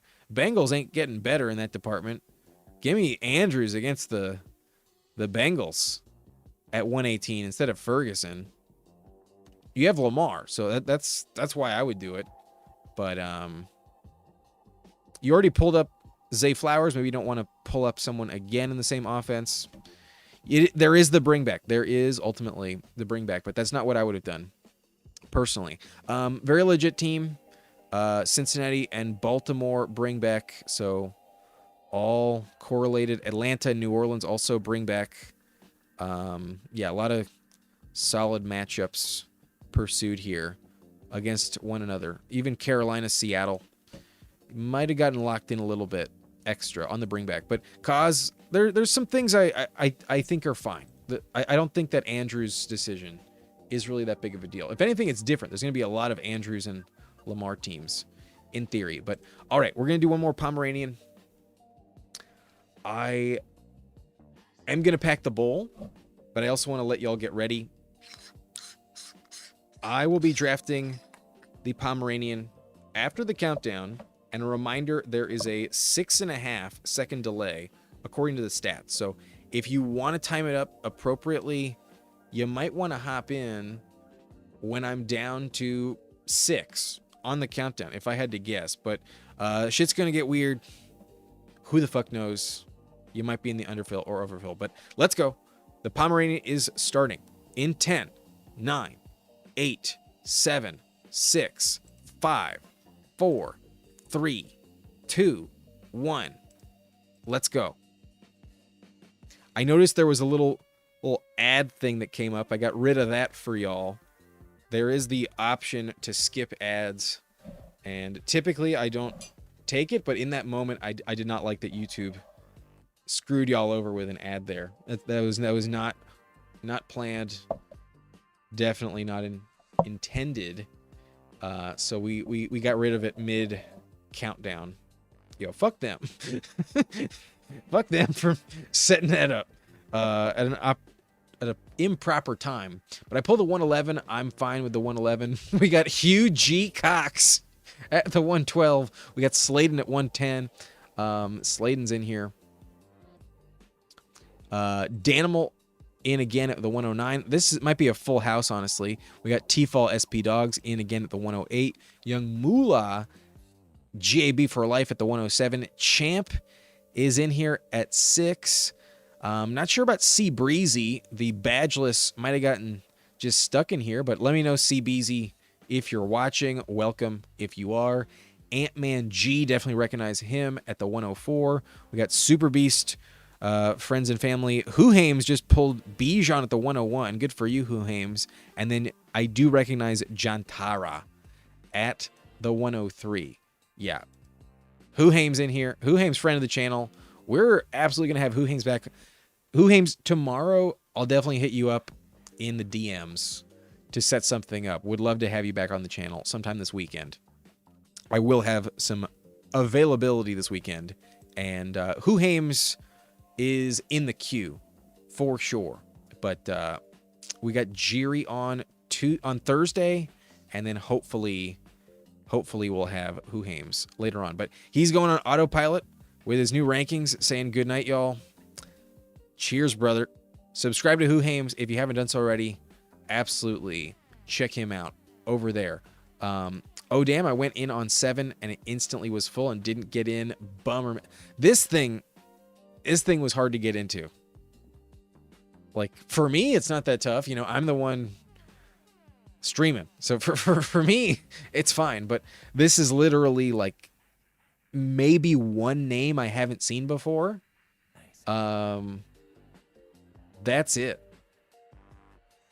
Hallie says that'll be it for me. Good luck in the final draft, everyone. Cheers, Hallie.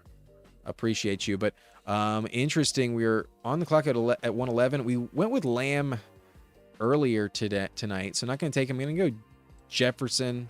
Love his playoff schedule. Secure your stacks. I have QBs high, and yeah, hit me up. Appreciate the warning, and for sure expect that tomorrow at a reasonable time. But we have Jefferson on this team. I'm just going to take Hampton and move on. That's what the ladies say. What team 12 is that what the ladies say? Slayton, team 12. Bring back with the Giants. Yeah, Constantino was absolutely just checking the schedule many times. But I'm going to check the schedule right now. I've actually not been doing that enough. Okay, in week 6, that's when the Vikings are on bye. I can't draft Kyler Murray alongside Jared Goff, Joe Burrow, or Malik Willis. They all have a week 6 bye. The Lions, the Bengals, the Dolphins, and the Vikings are on bye. And then for the Chargers, if I choose to set up some stacks with Hampton, hypothetically, I should be avoiding the Commanders, the Bills, and the Jaguars in week 7. The Washington Commanders, the Buffalo Bills, and the Jaguars all have a week 7 bye. So we learned our lesson with Goofy Chicken. I took Josh Allen and Justin Herbert. Didn't want a third quarterback, but needed it. It was Aaron Rodgers. And it wasn't the end of the world, but it is what it is. Ferguson got sniped there. Fair pivot with Goddard. If anything, I actually like Goddard more than Ferguson. 153, true. Yeah, the Pacheco thing might have been a little overkill. Paired up with Rodgers, the third tight end, and Malik Davis. Like maybe Pacheco is the click you needed, actually. Maybe Pacheco was perfectly justified, or you took him. But all 4 of those picks combined, stealing that 7th receiver, I think is what held the team back just a little bit from a structural standpoint. I rarely want 6 wideouts, especially when you had like Jeremy Bernard as wide receiver 5. That's a little tough, but you're welcome, Danimal. Appreciate you. Dean Johnson, you can review mine quickly if you'd like. Dean, I don't remember which one you had. I don't remember which team was yours, Dean. In all honesty, I don't recall.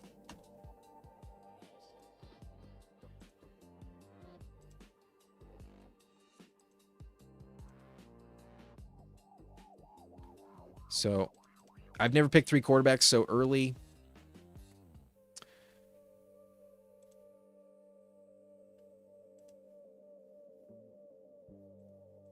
I'm just curious which one it might have been.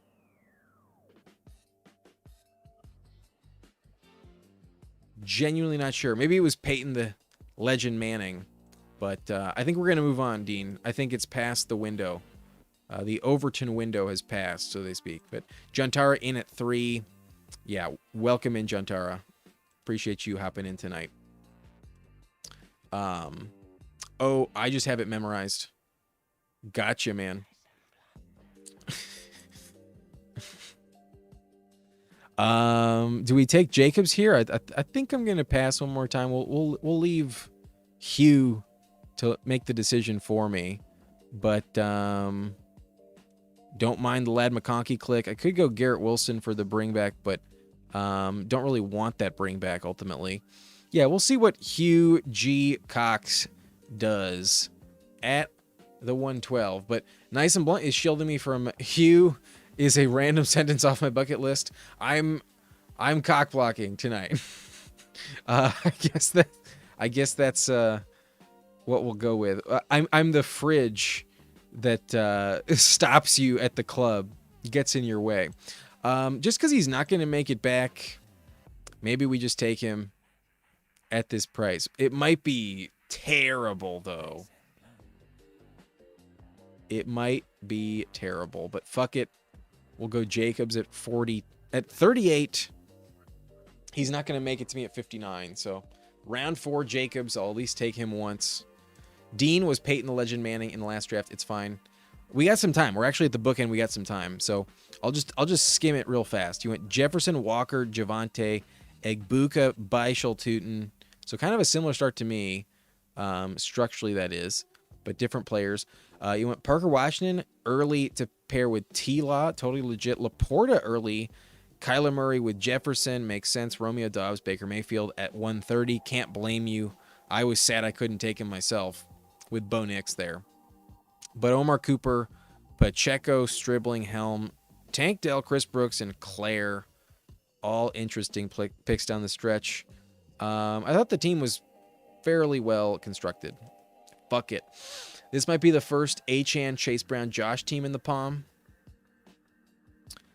I mean, it's not your team. I took Jacobs from you. I didn't let it happen, Slayton. Sorry. But that would have been pretty unique for sure. For sure unique. But given Jacobs is probably going to be falling for a minute, you know, it might not be the only one that has that opportunity. Maybe compared to everything else drafted previously in the palm, perhaps, but maybe not too much different than you would think. But we're getting late. I think I'm going to lock in. And I think we've had the soundtrack on for a little bit. I actually kind of want to pivot a little bit more to some, you know, locked in silent drafts. So I think we've had the soundtrack on long enough. We're going to fade out. The music is going to leave for the remainder of the evening. Thank you, Jamie, for the music. Really appreciate it. Appreciate the super chat. But I started it without the music kind of intentionally. And I think we're going to fade out.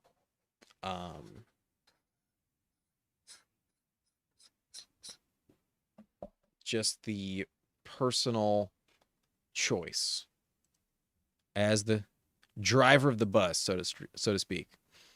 All right, I just got Josh Allen at 40. Is something wrong? I mean, based on the other prices of quarterbacks, maybe the 4th round is where he really should go. You know, even when you take him in the 3rd round, it's not like it feels perfect.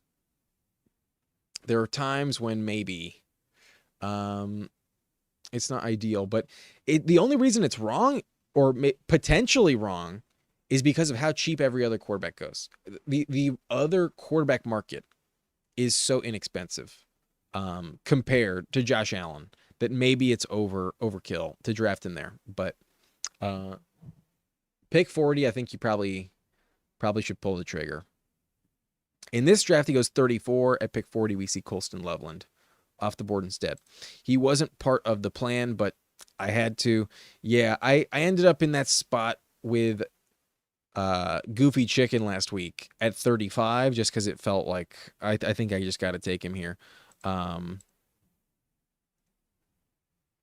Bucky falls. Shit. Damn it. I think I'm just going to commit to Green Bay, perhaps. I think maybe that's pretty compelling. But Jadarian Price still on the board. I'm going to go Jadarian Price. He also fell just a little bit. I think he's a good click in the 5th round. I also like the Panthers matchup for him, week 17. If you told me Zach Charbonnet is not a big factor there, then I do like Jadarian Price on paper at the Carolina Panthers. Weather could be a problem, so might be getting a lot of extra touches. That team goes Bucky and Christian Watson. Not going to get Watson. That's all right. Kind of just want to take Brian Thomas. Brian Thomas back in the trade discussions. He has a lot of really interesting outs that could really bode well for him. Like, what if, and obviously there's a major if, we expect A.J. Brown in New England, but what if the Patriots just don't get A.J. Brown and they are forced to panic and they overspend on a trade for Brian Thomas? What if that happens, you know? Like, that's why I considered Calvin Ridley a worthwhile click to at least consider the trade upside. But I think the trade argument has always been a part of the conversation with Thomas. And whether it happens or not, he's just too talented to ignore. So I think there are very few players remaining at receiver that can outscore Brian Thomas in his best case scenario season. And that's what I ultimately want to bet on. I am a Brian Thomas truther when it's all said and done. Is he the best click on the board? Maybe not, but he also might be worth, something 2 full rounds higher. It's also possible that's the case. But Josh Allen versus Miami is going to be hard to beat in week 17. Yeah, that's going to be, if you can push Allen down to week 17, which probably isn't that tough, but he doesn't have the best schedule leading up to it. If we pull up the Bills schedule right here. Yo, are you guys happy? I got the dark reader on. Even ESPN's website, I got in dark mode. I know it's late. I'm not going to blind y'all with a white screen. We have at Denver, week 16. That can't be great. Versus Chicago, though, week 15, you're probably advancing. That's Sunday night primetime. Saturday night primetime, actually. Home to Chicago. Probably going to crush. And then at Denver, maybe a little tricky, but he wants to avenge that loss in the playoffs, most likely. He probably plays out of his mind. I think Allen, if you can get to the final, has a very, very good chance of just being the QB1 against the Dolphins. That should be a smash. Absolutely. If I was a spliff, we'd be all fucked up. Red man. Speaking of spliff, I don't have one of those, but I think it's time to hit the pipe. It's been a minute.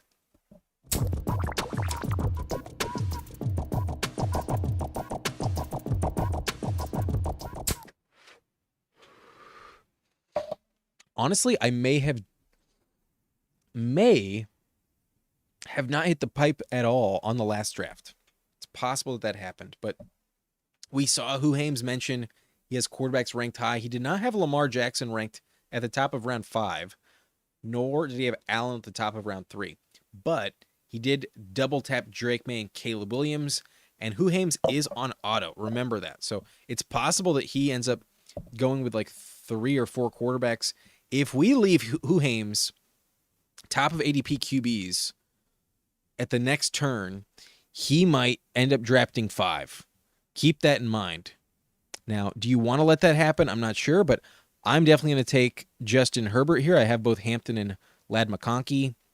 I'll just scoop up Justin Herbert. No questions asked. Thank y'all very much. He sniped Caleb Williams. Damn it.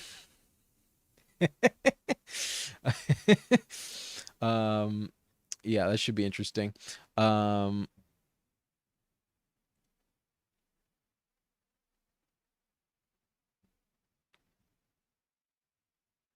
Dak at 84 goes to the CeeDee Lamb drafter. I'm sure Hugh is happy about that. Hugh G sure is happy about that. I do have a Packer, but Jaden Reed is also going to be playing the Texans. It's not ideal. Could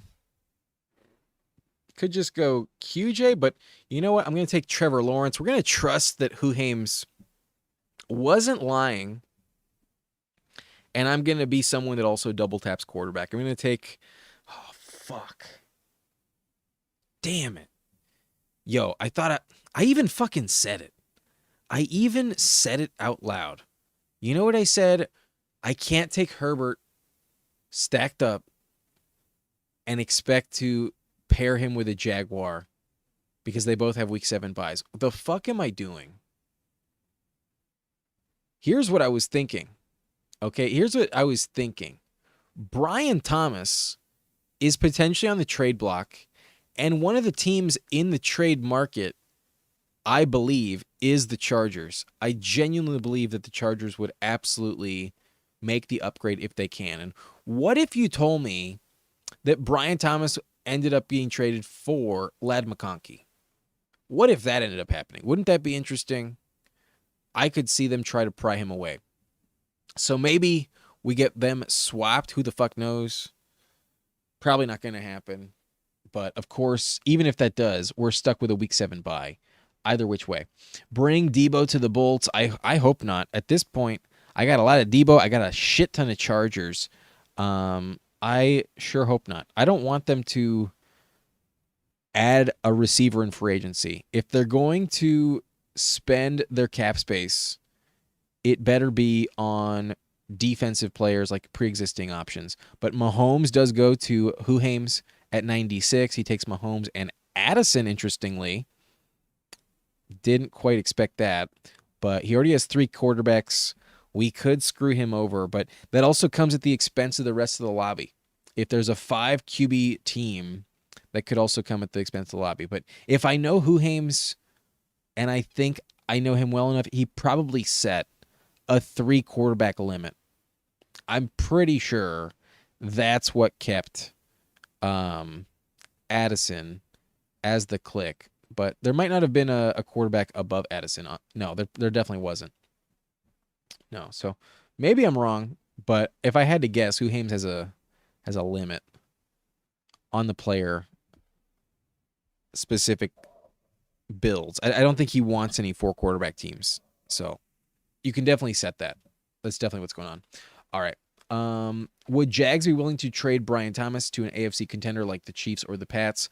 I think for the right price, anything's on the table. You're not getting a pick in the draft that just happened. So some teams are going to be willing to maybe overcommit just to go all in this year. If they believe they have the Super Bowl window open, maybe. I think the Chiefs are probably not going to do it. I don't think the Chiefs have enough draft capital, if I had to guess. But the Pats, I think if they don't get A.J. Brown, will be willing. And then I do believe the Chargers should be willing to do that. But that's a pull your starters at halftime ass game. Ray Day getting 20 touches. That's not the worst way to play it at 500 site credits. That's not the worst way to play it.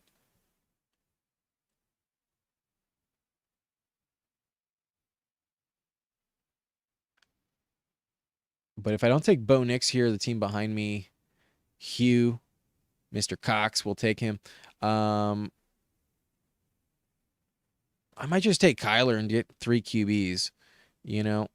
Might just do that. Because the 3 QB build is really not that bad. Nothing to worry about. Yeah, fuck it. We'll go Kyler. I got the double week 7. Got to live with it and move on, but would like a 3rd quarterback. And this room might get desperate. Who knows? There's still a team, Super Beast, with no quarterback. This young Moolah doesn't have a quarterback. I could see Hugh double tap the position here. He takes Bo Nix with Sutton. I expected that for sure. And then if he had double tapped, he could have gone Kyler because doesn't need to be stacked up. But even if he doesn't, there might be a run on that position given the lobby. So plenty of options on the table. We could get the bring back Justin Herbert against Xavier Worthy, but today, actually, nah. I think structurally I need to take a receiver. I kind of want to just take Chris Rodriguez, though, for the Trevor Lawrence bring back. The Jags against the Commanders. We have team correlation there, but the stack doesn't really apply. Rodriguez doesn't ever catch passes, so if I had passed on receiver there, I wasn't going to get someone I liked coming back. So Worthy with the Rashee Rice situation, probably a value. Don't want to let him fall to... Damn, Huhames got Rashee and Mahomes on the same team. Good for him, even with the 101 and the auto clicks. But also worth noting, Huhames only has Bijan. If anything, we can bury Huhames by never letting a running back be at the top of ADP. But he's got his ranks in. It's ADP is not quite how it'll be played necessarily. But he has 5 receivers. We could give, he might get stuck with 8 really quickly. Like if these next 3 clicks for Huhames our receivers. That would be very interesting of a build. The anchor Bijan. I'm really curious what's going to happen with Bijan, but I don't know if it's the wisest move to try to assume what his ranks are and prevent yourself from having a good team. So don't let me goad you. Damn, he also gets Kelsey stacked up with Mahomes. That's crazy. But I felt like that the timer waited for a sec. He goes Concepcion, another receiver. Still no running back, so far so good. But the Kelsey Rashi Rice auto drafted with Mahomes. Bravo, Who Hames. Bravo.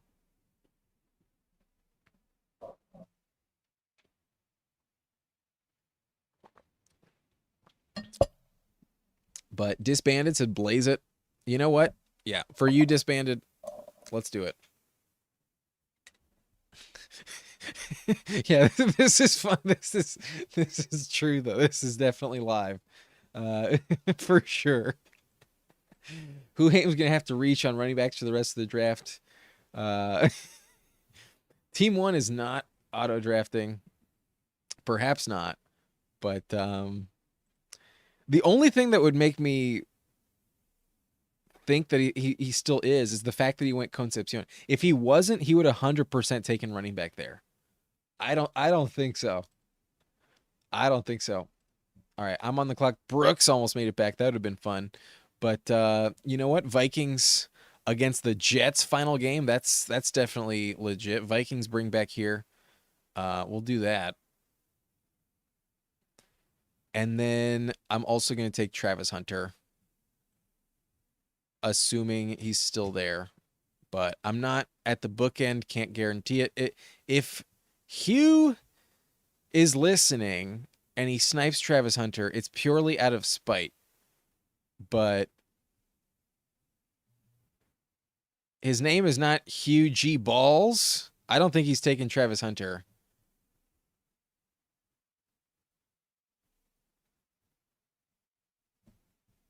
Doesn't have the balls big enough to take a cornerback in round 12. I'm calling it. I'm getting Travis Hunter at 134. Goes Shakir. I was foolish myself. I used to think Shakir was a good click as recently as yesterday, but then I saw on Who Hames channel. Shout out Who Hames. I guess I missed it the first time you mentioned it. Shakir had ankle surgery about a month ago. Shakir posted hospital pictures on his Instagram account recently, like not super recently, but like a few weeks ago, and that can't be good. He'll probably be healthy by the start of the season, but not going to be part of training camp these days. Could take a while. Not ideal. And Shakir is also extremely mid. Now, Travis Hunter might be an absolute zero, but if we are getting the accurate Brian Thomas trade taking place, if that actually happens, maybe it's just because Travis Hunter gonna fucking dominate. But I'm sure Young Moolah probably is happy I took Travis Hunter. Never in the market for Travis Hunter. If I'm correct, Young Moolah, seems like you're not in on Mr. Hunter in the 12th round, despite him being a 5th round pick last year. Can't believe I got Kincaid back plus a round discount on Brooks. I feel alive. Yeah, Slayton got some good options. You got DJ Moore at 58. I was very, very impressed with the DJ Moore acquisition. Who Hames took Gadsden and Woody Marks, running back 2. Woody Marks. Good luck. Damn. I am not jealous at all. Good luck with that. Holy shit. Okay. So I get the Travis Hunter, Brian Thomas, Trevor Lawrence investment. If BTJ gets traded, we are living. I genuinely think that might be the way to play Jacksonville right now. Actually just get like a mega stack going. And after June 1st, once AJ Brown's on the move, once the dominoes start to fall, if BTJ moves, you get some major, major return on investment. Yeah, at this price, Young Moolah, don't know what y'all doing with the Hunter selection. One of the worst clicks on the board, in my opinion. I used to think that, but we got to swing for the fence and believe in the upside swing. I'm probably not going to do it if we fast forward a month and Brian Thomas is still not traded. But at the moment, I'm willing to talk myself into the Brian Thomas Jr. trade. And if that's the case, then Travis Hunter becomes very, very juicy. Um, I think it's interesting enough, but I'm only doing it with T Law. That's the only time I'm doing it.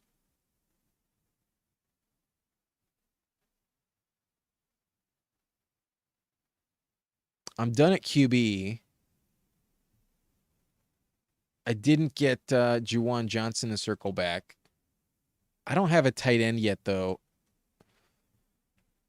I'm going to go Juwan Johnson and probably TJ Hawkinson because I also have Kyler on this team. Who knows what Team 12 does, but I definitely prefer Juwan Johnson. I was hoping that Strange would make it back, get the double Jaguars at the 12-13 long turn there, but we don't get the gift. Strange at 150, totally fair click, goes to Champ. He has Parker Washington, so might have already wanted a Jaguar, and we're definitely talking up the increase in value that would apply if Thomas does get traded. So he takes Britton Strange, likes the Jags, makes sense. I would have liked him too, but it probably saves me from myself. I got TJ Hawkinson stacked up, so makes plenty of sense as well. And I think Strange is probably a better investment, but who knows? Maybe Hawkinson does actually deliver on what he used to be capable of. But John Tara says, if it makes you feel better, I just took two tight ends on the same buy. It happens, man. You got Kenyon Sadiq week 13. You also have Tyler Warren week 13. At tight end, I think it's the least punitive of the four positions. You know, if you have a 0 at tight end week 13, you can probably get away with it, especially having to only finish top 4 in this lobby. That's really not that big of a deal. But it'd almost be worth the $3 to draft 9 running back teams just so he wakes up and sees his ranks give him Tank Bigsby at RB3 and Marshawn Lloyd at RB4. You know what? Those two handcuffs, though, you can make jokes. Those two handcuffs might be the pieces he needs. You know, what if Saquon goes down by week 3? What if Jacobs is in prison and me taking him at 38 was a major mistake? Who knows? But Huhaim's back on the clock. Goes Brian Robinson, RB3, Tyjae Spears. The Bijan Brian Robinson combo. I mean, he's definitely going to need Brian Robinson if Bijan gets hurt, but that's like one of the worst combos that he could have gotten right now. Like literally, I like Brian Robinson. He's probably a good click, but like of all the teams where you really fucking need him to deliver, to also have Bijan. So the insurance policy, not the end of the world, but damn. Damn. Slayton, Kyler sure loves tall tight ends. Not in the red zone, though. Not in the red zone. You know, you couldn't fucking buy a touchdown if you were Trey McBride when Kyler was there. But O'Connell knows how to use the tight end position. Maybe Josh Oliver vultures us a few times, but Hawkinson should still be getting open. So hopefully a bounce back for him. Need tight end. We're also invested in Minnesota on this one. We got Jefferson. We got Mason, who doesn't really catch passes, but still we have Jordan Mason. We also have TJ Hawkinson, who does catch passes. But quarterback's done with Herbo, Lawrence, and Kyler. Very strong quarterback room. Hampton, Josh Jacobs, Jadarian Price, and Jordan Mason at running back. Jacobs better fucking play. Better fucking play. Wide receiver Jefferson, Lad McConkey, BTJ Worthy, and Travis Hunter. A little thin, but we got the elite number 1, the really valuable number 2, the upside swing at number 3, and the true upside swing number 4. I'm not going to take Ridley again, though. Shit. This is not that I have way too much Trey Harris, honestly. Um, damn it. I got him queued up though. Need the position. Probably saves me from making a mistake. Hugh only has 5 receivers as well, so he's probably double tapping the position. Gonna feel desperate soon. People overreacted to the Jags saying Hunter will play more defense. They never said that will mean he gets less run out of offense. I think Travis Hunter wants to play, you know, every snap. I think if they made the playoffs, Travis Hunter is going to try to be on the field for every fucking snap. And you can't look at his last game when he was healthy and really tell yourself that there's no chance he crushes. I'm going to do it here. Young Mullah's in this draft, and there's no way he's passing in the 16th and 17th round. So GAB for life may have been trying to set it up, but I'm going to take Marshawn Lloyd. He's on the thumbnail. I needed him on at least one of these drafts, and it's just because I legitimately kind of panicked when I said Jacobs better fucking play. If he doesn't, then this team might just be dead. But give me Marshawn Lloyd and the breakout potential. Fuck it. We're going to take both of them. Huhames has the handcuff, and if Huhames ranks have it set up that way, then, similar to him, we are actually very committed. We really need Jacobs to work out. So if he doesn't, then the handcuff better fucking work out, and at least it would correlate for the right weeks. If there is a suspension, possibly, if there is any missed time. But here's what probably happens on Josh Jacobs. He gets suspended. He gets a 4-game suspension, maybe 6-game suspension, similar to Rashee Rice, something like that. And then he comes back. And he fucking plays. That's probably what happens with Josh Jacobs.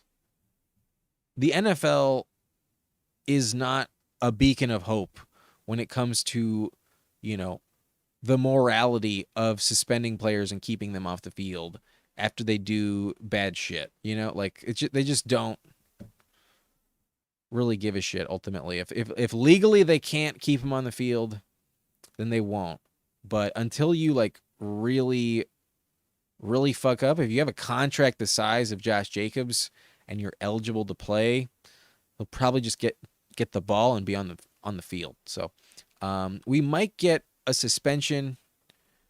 The issues with Jacob's situation is that he did choke a bitch, so maybe that's worse. I mean, at the moment, it's still alleged, right? He did turn himself in. That's the factor.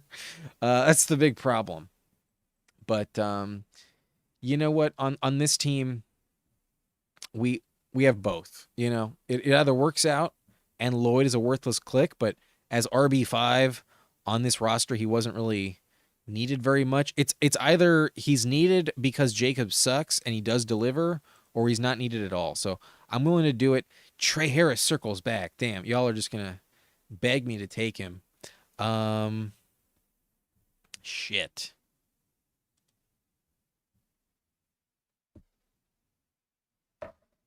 I guess so.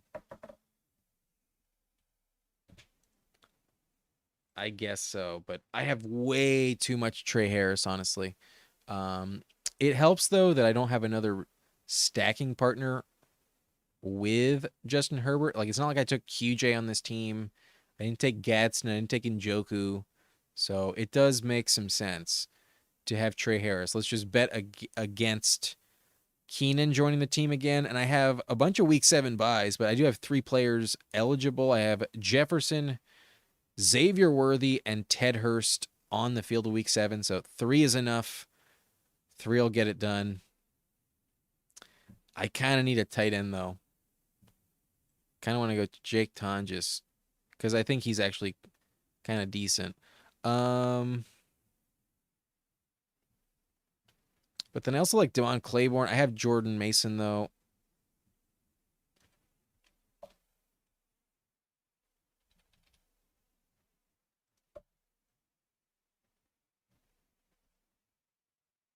fuck it. I'm taking Brandon Thompson. We're gonna get by with Juwan Johnson. We're gonna just say that T.J. Hawkinson does get back. Slayton talked me into it. KOC is a huge bonus for the Hawk bet, and tight end's just not a position of need. Plus, this contest is all about Week 17, and T.J. Hawkinson has a matchup against the Jets. Maybe T.J. Hawkinson fucking crushes. Maybe, just maybe. B-Rob and B-Rob for Whohames there. Yeah, he's got the Falcons backfield on lock. Let's see what his final click ends up being. But I never stack running backs from same team, bet on the starter or bet on the injury late, never draft insurance. It probably wasn't the end of the world, but I legitimately kind of started to panic on Jacobs. And we have Lloyd on the thumbnail, so fuck it. We're just taking both. We're taking both. But we know Kyler throws to tight ends, just not in the red zone. Unfortunately, not in the red zone very often. But it's also, if Hawkinson never gets a touchdown the length of the season, then they'll force it down the stretch. You know, that's kind of what happened with McBride as well. But, all right, final click. Let's see what happens with Whohames. He goes Braylon Allen. He does get 6 RBs. He set the 3-6-7-2. If I had to guess, that's probably what happened. But, all right, this is my team at the 111. We got 3 quarterbacks early. We listened to Whohames' warning, and maybe I'll see y'all in this draft with bad quarterback rooms because of it. Who knows? But I listened to the warning. I took Herbert and T-Law. What's interesting is the ADP has it lined up for a lot of people to take this combo, 83 and 86, and then they both have bye week 7. So I'm not the only one making this mistake, and it's only a mistake if you shouldn't be drafting QB3, but kind of everyone is usually taking 3 quarterbacks anyways, so getting Kyler there is totally fine as long as the third is not also in week 7. We're chilling. But Hampton, Jacobs, Price, Mason, and Lloyd.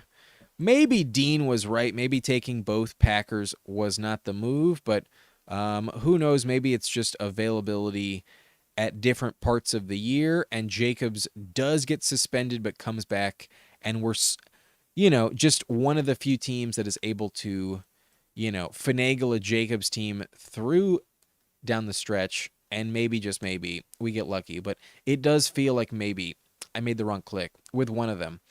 Jefferson stacked up, Ladd stacked up, BTJ stacked up, Worthy for the Chargers bring back, Travis Hunter stacked up, Ted Hurst against the Rams week 17 should be interesting. Trey Harris stacked up, and then I said, fuck it, let's overcommit to Justin Herbert. Let's also go Brandon Thompson, who is a deep shot waiting to happen. 4.26 speed. Mike McDaniel fell in love. They got their deep threat. Brandon Thompson can score from anywhere, but Juwan Johnson and T.J. Hawkinson, tight end's a bit thin, but there's a chance it works out. Might be the Achilles heel. Maybe, just maybe, it's not good enough. But if there's one position I don't mind fading, it's tight end. Whohames also only has 2 tight ends. Let's take a look at Whohames because I'm very curious now. What is the final roster at the 101? He warned us QBs go early for him. So Drake May, Caleb Williams, and Mahomes. Are any of them stacked other than Mahomes? No, there's just Mahomes. But Mahomes is double stacked with Rashee Rice and Travis Kelce, plus gets the bring back with Gadsden. That might be the piece that wins it all for him. But running back is his Achilles heel. He does have Bijan, though. The anchor of Bijan sure helped him out. He has Woody Marks, Brian Robinson, both Falcons, Tyjae Spears, Ray Davis, and Braylon Allen. I mean, at least the Dolphins game somebody mentioned looks like a bench your starters game where Ray Day has 20 touches. I don't think so, but maybe James Cook gets hurt. We need someone to get hurt for this to work out because this is just not going to cut it. Like maybe there's a random game where B-Rob also finds the end zone alongside Bijan, but it's just not going to cut it. At least every week you have the Falcons starter, but this is a tough spot. Let's be real. He's got 6 of them, though. Maybe he gets lucky. Who knows? But the receiver room, in theory, should be great. Nico Collins, Rashee Rice should be awesome. Terry McLaurin, Devontae Adams, excellent depth. Addison goes at 97 in this one. Good value for sure. Concepcion, Calvin Ridley, perhaps kind of worthless, but yeah, I think who knows. Stop at 7, set it up, and let it ride. No complaints with the receiver room. As long as it stops at 7 there, it makes sense. And then Kelsey Gadsden correlated and stacked. So yeah, it's just running back. It's just the running back position. But wish him luck. Quarterback room is good. Receiver room's good. Tight ends thin, but so is mine. Can't complain. And then running back is what it is. Very, very interesting. Super Beast was right next to him and might have gotten a little bit punished with 4 QBs. He felt the desperation, that's for sure. Pulled up Cam Ward to 122. That speaks for itself. Got Sam Darnold at a discount, though. Aaron Rodgers and Shador. Any stacking partners? DK Metcalf is stacked. Wandale is stacked. Judy is stacked. And then is Cam Ward stacked? Yeah, he is. Darnold is stacked with Barner. Okay, so a lot of back stacks and some right around. You know, the Wandale Cam Ward selection speaks to how he felt. But Gibbs, Javonte, pretty legit. Chuba, not my favorite click. Emmett Johnson, an interesting handcuff, especially with Walker not always staying healthy. Mike Washington, not too bad, but if Genty never gets hurt, it's possibly worthless. I'm not convinced that Kubiak actually splits the backfield. A.J. Brown, J-Mo, Roma Dunze for the bringback, DK Metcalf, Michael Pittman. So a double stack with Rodgers. I missed that, actually. Double stack. Very nice in Pittsburgh. With the Tennessee bringback, not too bad. Jerry Jeudy in Cleveland with Laporta and A.J. Barner. Good bringbacks on this team. Interesting matchups. And then, yeah, good stacks. 4 QBs, though. It might work. I think this team might work, honestly. It's pretty strong at every other position. Running back, you know, Chuba might not hit, but you have Gibbs and Javonte. That could be good enough. I think the team is very fun, very interesting, and quarterback has enough depth. It could be fine. But Jantara has Purdy and Daniel Jones. Only 4 running backs: Travis, Jalen Warren, Aaron Jones, and Rashad White. A little thin for a 4 running back room. I think I want the 5th here because you didn't spend too much, but you might get lucky. You definitely need some luck. I'll say that. But only 6 picks at quarterback, running back. Everything else should be deep as fuck. You have Jamar Chase, George Pickens, Mike Evans, Luther Burden, Ricky Pearsall, Stribling, Flournoy, Savion Williams, Chris Bell. Yeah, make one of these a running back, I think. I think it's just a little too much. Like, it's really strong. A lot of Packers, a lot of 49ers stacks, excuse me. But, like, do you really need 9 of them? I don't know. Tyler Warren, Kenyon Sadiq, Cade Otton. 3 tight ends is okay. You had the double week 13. But it's not necessary, man. It's not really not necessary. I think I would have passed on Chris Bell, taken another running back. You can get a really interesting swing super late. Devon Claiborne did not get drafted in this one. So if Aaron Jones goes down, you know, Claiborne could be the guy. Aaron Jones is old as fuck. Always gets hurt. Running back, I think, is too thin, man. I think that's the only problem. Running back, 4 RBs, 9 wideouts. When you have Chase, Pickens, Evans, Burden, Pearsall, I think it's a little too much. That's my take on it. Ant-Man G with Dart, Stafford. Probably gets away with it. This is a weird quarterback room. Jeremiah Love, Trayvon Henderson, RJ Harvey, Tyrone Tracy, Singleton, Emmanuel Wilson. Very interesting.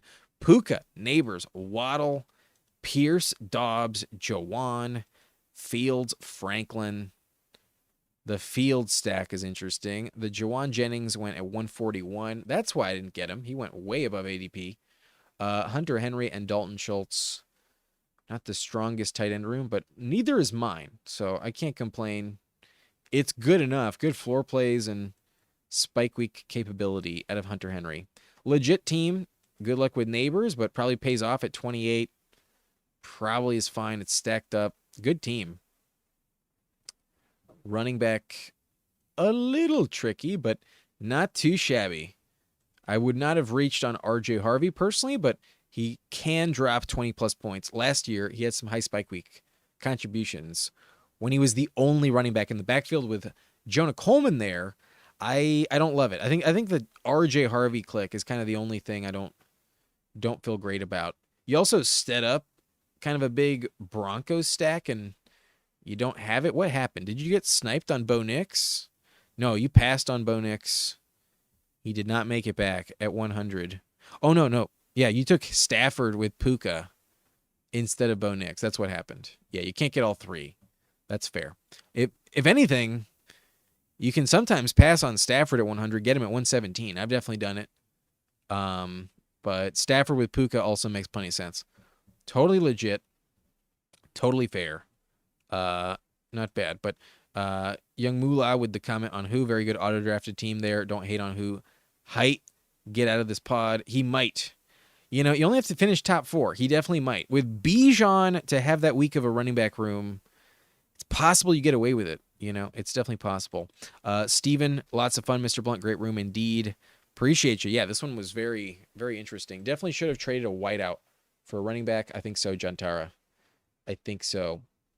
At least it didn't auto Damian Martinez this time. The NFL really starts to care when stories become a big story outside of the football world.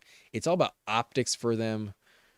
Definitely, but then they've also just thrown things under the rug. It's still May, and it might not be a factor come September. I'd only take insurance if I thought my team was so good that I couldn't afford to ruin the opportunity. Who is praying for injury to starting running backs, like 2 of them. That Damon Claiborne Q is very interesting. Great combine, no running back on the team with a contract that forces them into starting. Yeah, Claiborne, I think, should be drafted most of the time. He went undrafted in this one. I'm going to continue with the team reviews. Take a look at, honestly, Beasy was the one name I didn't recognize. So I'm going to skip over Beasy unless you let me know you're in here. He's at the 105, but haven't heard anything. We'll skip over Beasy. Champ's in here at the 106. He has Goff, Stroud, Mendoza. Hopefully they're stacked up. I see some already. Brees Hall, Swift, Montgomery. Rico Dowdle, pretty good running back room. Gainwell, excellent running back room. You could stop at 5, but did take Najee, who might be playing in Green Bay potentially. That's interesting. Amon-Ra, Parker, Washington, Jaden Higgins, Rashid Shaheed. Yikes, this falls off quick. Tesla, Booty, Cooper Kupp. Tough sledding here. Yikes. Don't love it. Wide receiver 3, Jaden Higgins. Can't say that I love it. Bowers and Strange. You're the one that took Strange. Didn't want me to have him. I think I might have just taken receiver there instead of Strange. Who'd you pass on for Strange? Yeah, no one great, but still. You could have had the Trey Tucker-Mendoza combo. You had Bowers. You had Vegas. I think I would have taken Trey Tucker because structurally you just need receiver. I don't like this room to only have 7. I think this team needs more than just 7. You have Amon-Ra anchoring everything, but a lot is counting on Parker Washington. And then a lot of these late round guys I think could be very, very tough to trust. Tesla, Booty, and Cup. Yikes. Good luck, champ. I'm not envious of the receiver room. And that's one that's important. That's a position you don't really want to feel like you're desperate on Underdog. Young Moolah with a 4.473 also felt the pressure at QB, but not too bad. Has Tyler Shuck, Malik Willis at 127. Bryce Young a little past ADP by 8 spots. Also takes Deshaun Watson. Not afraid of it. And this is a team I think can get away with 4 running backs early on. Investments with Genty, Walker in the first 2 rounds, Scattaboo in the 4th, and Tootin in the 5th. I like stopping there. Totally viable strategy, especially with 4 quarterbacks. Definitely, definitely okay. But receiver has Chris Olave, Jordan Tyson, so the double Tyler Shuck stack, totally warranted. Godwin maybe set up a Baker combo and didn't get it, not sure, but I've taken Godwin plenty of times. Not a bad click. 10 spots above ADP, I will say, is a little bit different. I don't usually pull up Godwin that high, but paired with QJ, maybe not the most common pairing to have because one of them either needs to fall and it doesn't happen anymore, and they go in the same round, only 3 picks, 4 picks apart. So actually not the worst way to go about it. I love the golden bet. I've taken a lot of golden actually, something like 20+%. Denzel Boston, Malik Washington. Fair clicks. I mean, the Browns passing game is just so crowded. I don't like taking Boston personally, but you did reach on him, so calling your shot.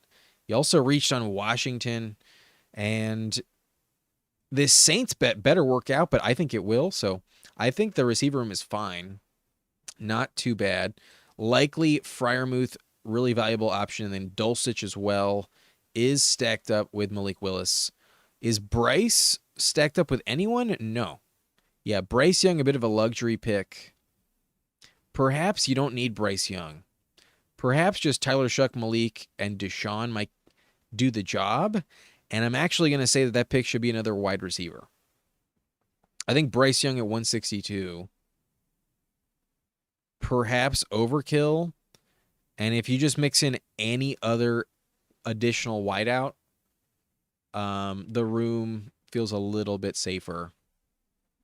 But I think you can also get away with who you got. Like to have Golden as the 5th, you're also all right. But I just don't love 6 and 7 at the position enough to feel like having number 8 wouldn't be nice. But I respect the approach, Young Moolah, to start off with Shuck as QB1 in this lobby and have 4 overall, totally legit. And then maybe Deshaun Watson could have also just been different.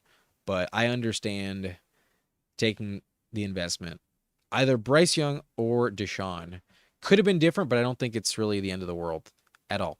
All right, T-Fall SB Dogs was in a previous draft. So was Danimal. So I'm actually going to skip them for the moment. I will take a peek, but I'm not going to do them first. We drafted with Slayton, and then Team 12, Hugh G. Cox, never let us know he was in this lobby. So we're going to take a look at Slayton first, just because he did not get a team review tonight yet. But Allen and Jordan Love, not bad at all. This was a weird quarterback room, so made it out perfectly fine. Achane for the Week 17 bring back with the Bills. Chase Brown, a little unique start. Chris Rodriguez, I like him. And then the fall on Jonathan Brooks is very, very nice. I would have absolutely taken Brooks at 131. So good for you taking him yourself. You go James Conner, maybe making the bet he's in Green Bay. Jordan James, I think the correct Niners backup to draft right now. We also have Garrett Wilson on this team with DJ Moore for the stack, not just the bring back, but the Josh Allen stack. Very envious of that. Carnell Tate, Jaden Reed, Trey Tucker, Jalen McMillan, falling 11 picks. That's been the trend, and that's probably where I'm comfortable taking him. Not bad at that discount. And then Darnell Mooney, Keon Coleman, good luck, but might just be washed, but also might bounce back. Tucker Kraft, Dalton Kincaid. Kincaid's also stacked. Kraft is excellent. Both of them stacked. Fun team. I think Slayton might have dominated, given only has 2 quarterbacks. Who he has, definitely an advantage with Allen. And for the lobby, with all of the prices on quarterback that were spent, having Allen there 34 is not bad. So, yeah, good team, Slayton, especially with the DJ Moore gift. No complaints there. Passed on Shakir, but got Kincaid to circle back. Brooks had to be the click, I think. Really, really fun team. Dean rather bet on Skylar Bell than Keon Coleman. I would agree. I would agree with Dean on that one. But I'll take a peek at Danimal with Burrow and Baker, CMC, Derrick Henry, Ramondre at 81, Sampson, Sean Tucker, Justice Hill. I like the Tucker click, the Sampson, Hill, and even to an extent, the Ramondre click, not my favorite, but Ramondre is probably fair in that range. Love the Sean Tucker investment. And then the top two are always studs. But Higgins, Harrison, Michael Wilson. Yikes. Both Cardinals. Good luck with that. Downs, Diggs, that's pretty good. Cooper and Debo, not bad at all. T. Higgins, though, number one. Better stay healthy. That's the only problem with T. Higgins. So that could be tricky if one of these Cardinals is a bust, which I think is very, very live to happen. This could be problematic. But Loveland on this team, Chigo Okonkwo and David Njoku. Not sure I would have taken all three tight ends. I think Loveland and Okonkwo gets the job done. Taking Loveland early, I don't love the third tight end, honestly. I think having another receiver could be valuable there. But Njoku, I do think, is a great click. So it's fine. It hits your flex as well. It's totally fine. But interesting. Lastly, we'll take a look at T-Fall. Okonkwo could be a steal, top 10 potential. Absolutely. The Zach Ertz value has always been there in Washington. I do like Chigo Okonkwo. SP Dogs, our last review of the night, unless anyone wants to speak up. Now is the time. We have a couple teams I didn't look at, but this is the only one I know. Was actually watching. Lamar and Jalen Hurts, also probably very happy to take early quarterback. Heeded Huhaim's warning. With Jonathan Taylor, Saquon Barkley, that's pretty legit. Kyle Manungai, JCM, not a click I like personally, but did have some spikes last season. Possible happens again. Keaton Mitchell and Tank Bigsby, valuable contingent handcuffs. You also pair a starter with the handcuffs. So maybe just like me, hoping that some weeks you get the starter in the lineup, some weeks you don't. But typically, probably not my favorite thing to take Saquon and Bigsby on the same team. But Devontae Smith, you're just taking a bunch of Eagles. You took Flowers with the Ravens as well. Mekhi Lemon, so double Eagle. You're grabbing all the Eagles. Myers at 104, pretty good value. Jalen Coker, 137, not bad, but a little muddy with Brazel in town. Jalen Naylor, Jeremy Bernard, and Zachariah Branch. I like the rookies. I don't take Naylor too often, to be honest, but Andrews and Stowers, I much more prefer Dallas Goedert, but if he does get hurt, like always, could happen again. It is stacked up again. Maybe an overcommitment to the Ravens and Eagles, but it's all about Week 17 ultimately. They don't play each other, but they could be the pieces you need, and maybe you don't need the bring back at all. Like there's not a single Cincinnati Bengal on this team. There's not a single San Francisco 49er on this team, so you don't give a shit about their opponents. We're just betting on the Ravens to crush the Bengals, the Eagles to crush the Niners Week 17, and then maybe you get a huge spike out of Jonathan Taylor at the Browns. Maybe Manungai is the starter because Swift got hurt. Maybe Keaton Mitchell gets that opportunity. And then Jalen Hurts is just a stacking piece that you need because if you don't have Devontae or Mekhi Lemon in the starting lineup, then you might be fucked. But, yeah, receiver feels a little tricky, but should be all right. Should be all right. The Eagles and Ravens, though, hyper committed in this contest. It makes sense. Okay, I think that's going to be it. I think we're going to take our final rip of the evening. If you would like to join me, let's bring in the pipe one last time. I'll see you on the other side.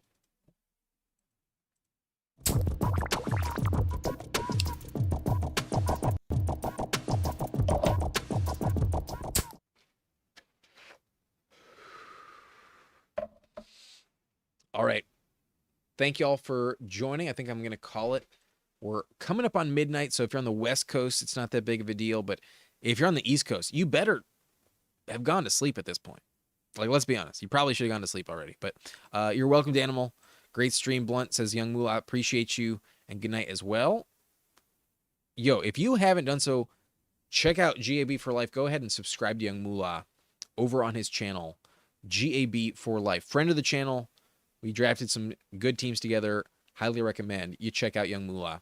If I forgot to mention it earlier, I apologize, but happy to get in before we leave. Sladen, what I like about JCM is he was solid with a wrecked line, injured offense, and Mariota leading the charge, getting a boxed, stacked up. Maybe, but I think Katron can challenge him. I think Rashad will stay on the field. I also think losing their center is not ideal, and it's always viable that Mariota's there again. I looked at the Commanders' schedule. I don't see a lot of wins, and winning game script is important for running back. So I'm not huge on JCM. Theoretically, it's a healed offense, better line, and no reason to think there will be 400 plus touches for him and White to divvy up. I forget how much they invested in the O-line via the draft, but I do think in free agency, they did lose a key piece. Never hesitate on taking either side of the commie coin. I do not like JCM. That's my stance. I take Rashad a little bit, but I took him a ton when he was much cheaper, and I haven't loved it since it's gone up. I don't really love either option. That's why I take Katron Allen. I think at the most of them all right now. But you're welcome, Sladen. Appreciate the different opinion. As always, I always welcome somebody else's disagreement. But great stream, says Danimal. Thank y'all very much. I'll see y'all tomorrow. I think I'm going live early, and then at 7:30 p.m. Pacific in the evening, we're going to be live on Jiri's channel. Jiri Football will be a guest with him. So look out for that. Subscribe to Who Hames, who's in here. Subscribe to GAB for Life. Subscribe to Jiri Football. And I believe that is everyone that popped in this evening. So that's it for me. Good night. Peace out. And, oh, one last thing. You can also get $50 in bonus funds using promo code BLUNT. Play 5, get 50. Promo code BLUNT. Link is in the description. See y'all tomorrow. Bye.